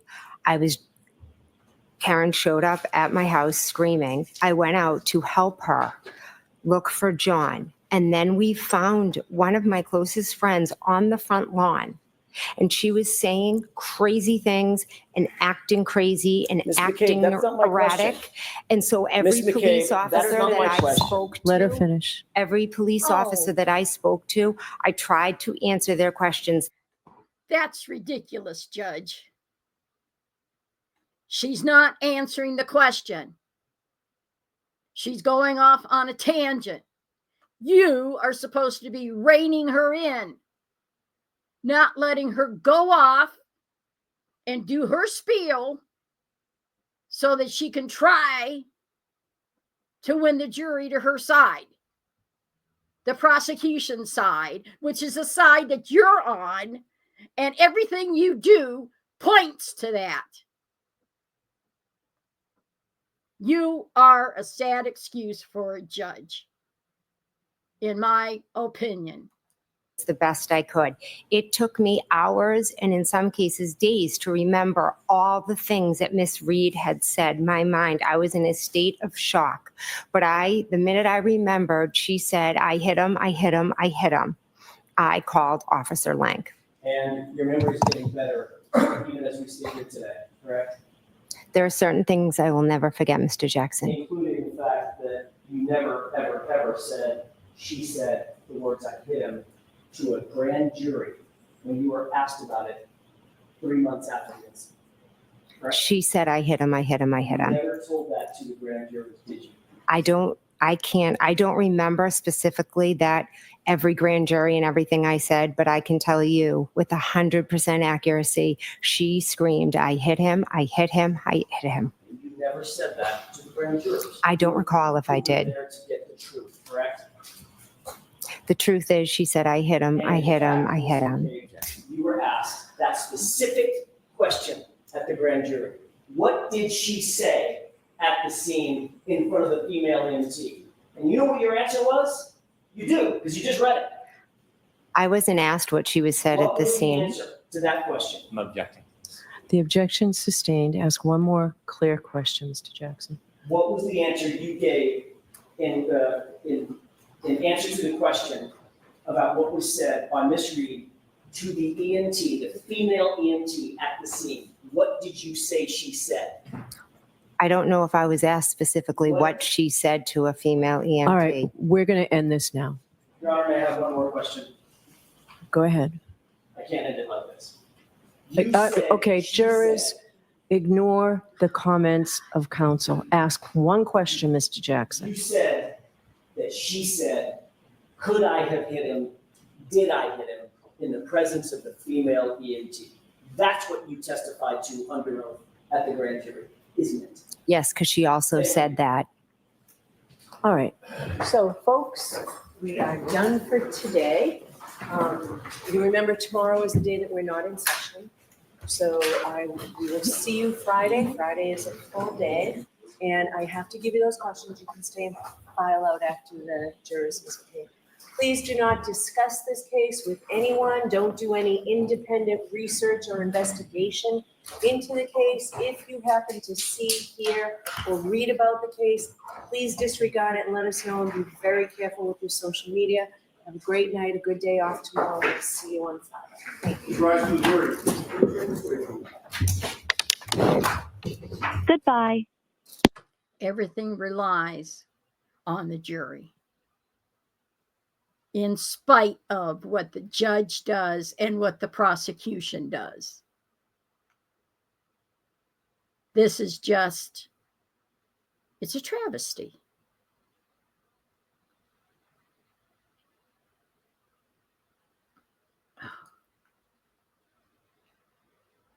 Yes, that was the end of it. Remove the wrong person. Remove this. Oh, that was painful. That was painful.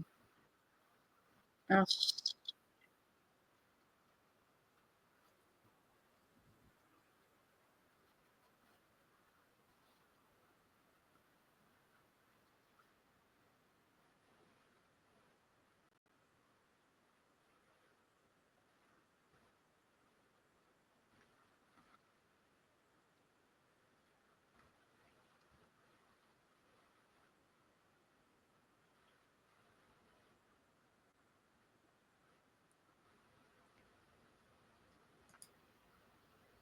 crap.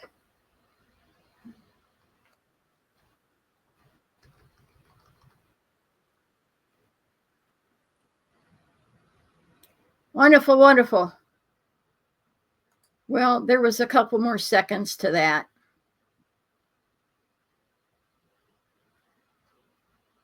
And I'm so rattled right now, I can't figure out what the hell I'm doing. So I need to go back to, where'd it go?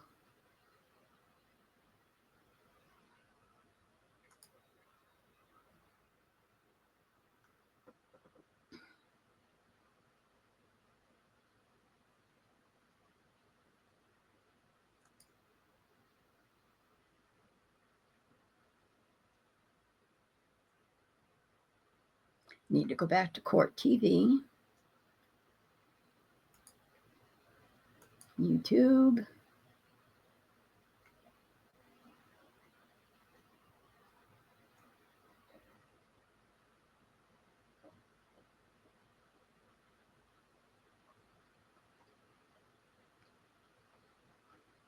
Court TV, where are you? Right there. I need to go to the tail end of it.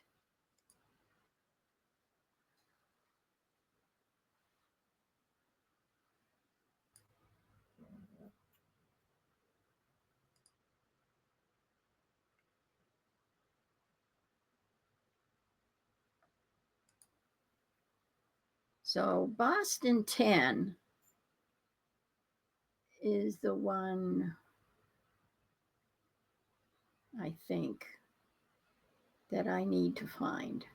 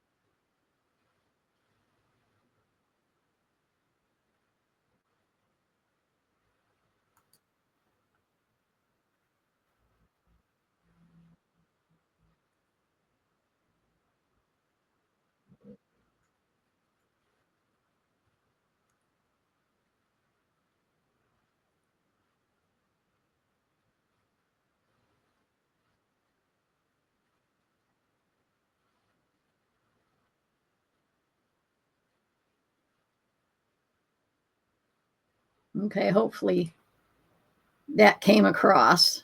Jeez. Now then, I need to go to, there's something I want to share.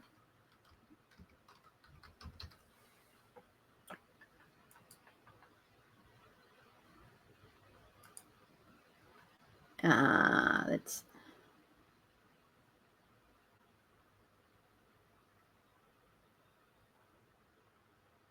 you telling me I can't just go to it?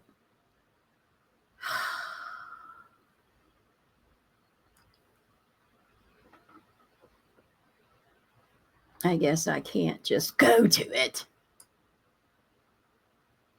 I have to sign up.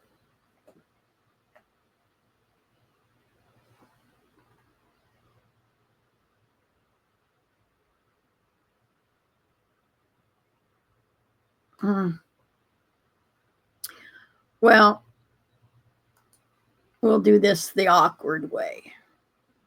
You remember me talking about during one of the one of the breaks that was long and everybody had to leave and it was just the two families and the judge and all the lawyers? Well, according to Aidan Kearney,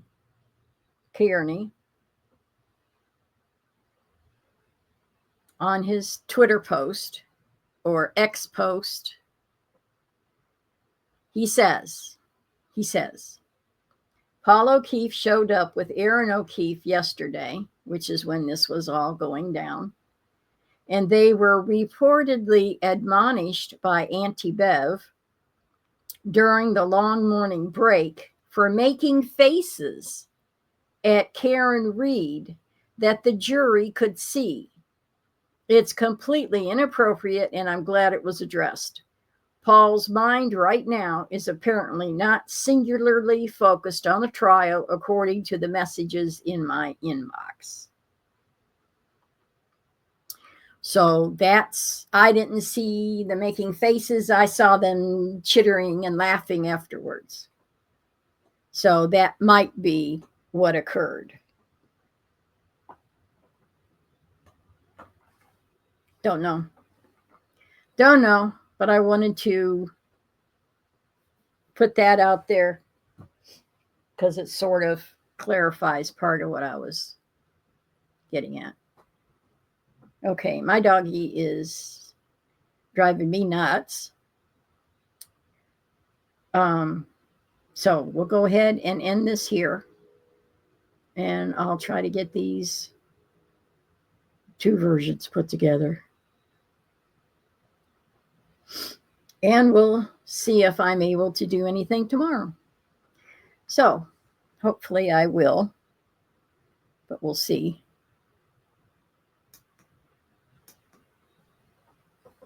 That's better.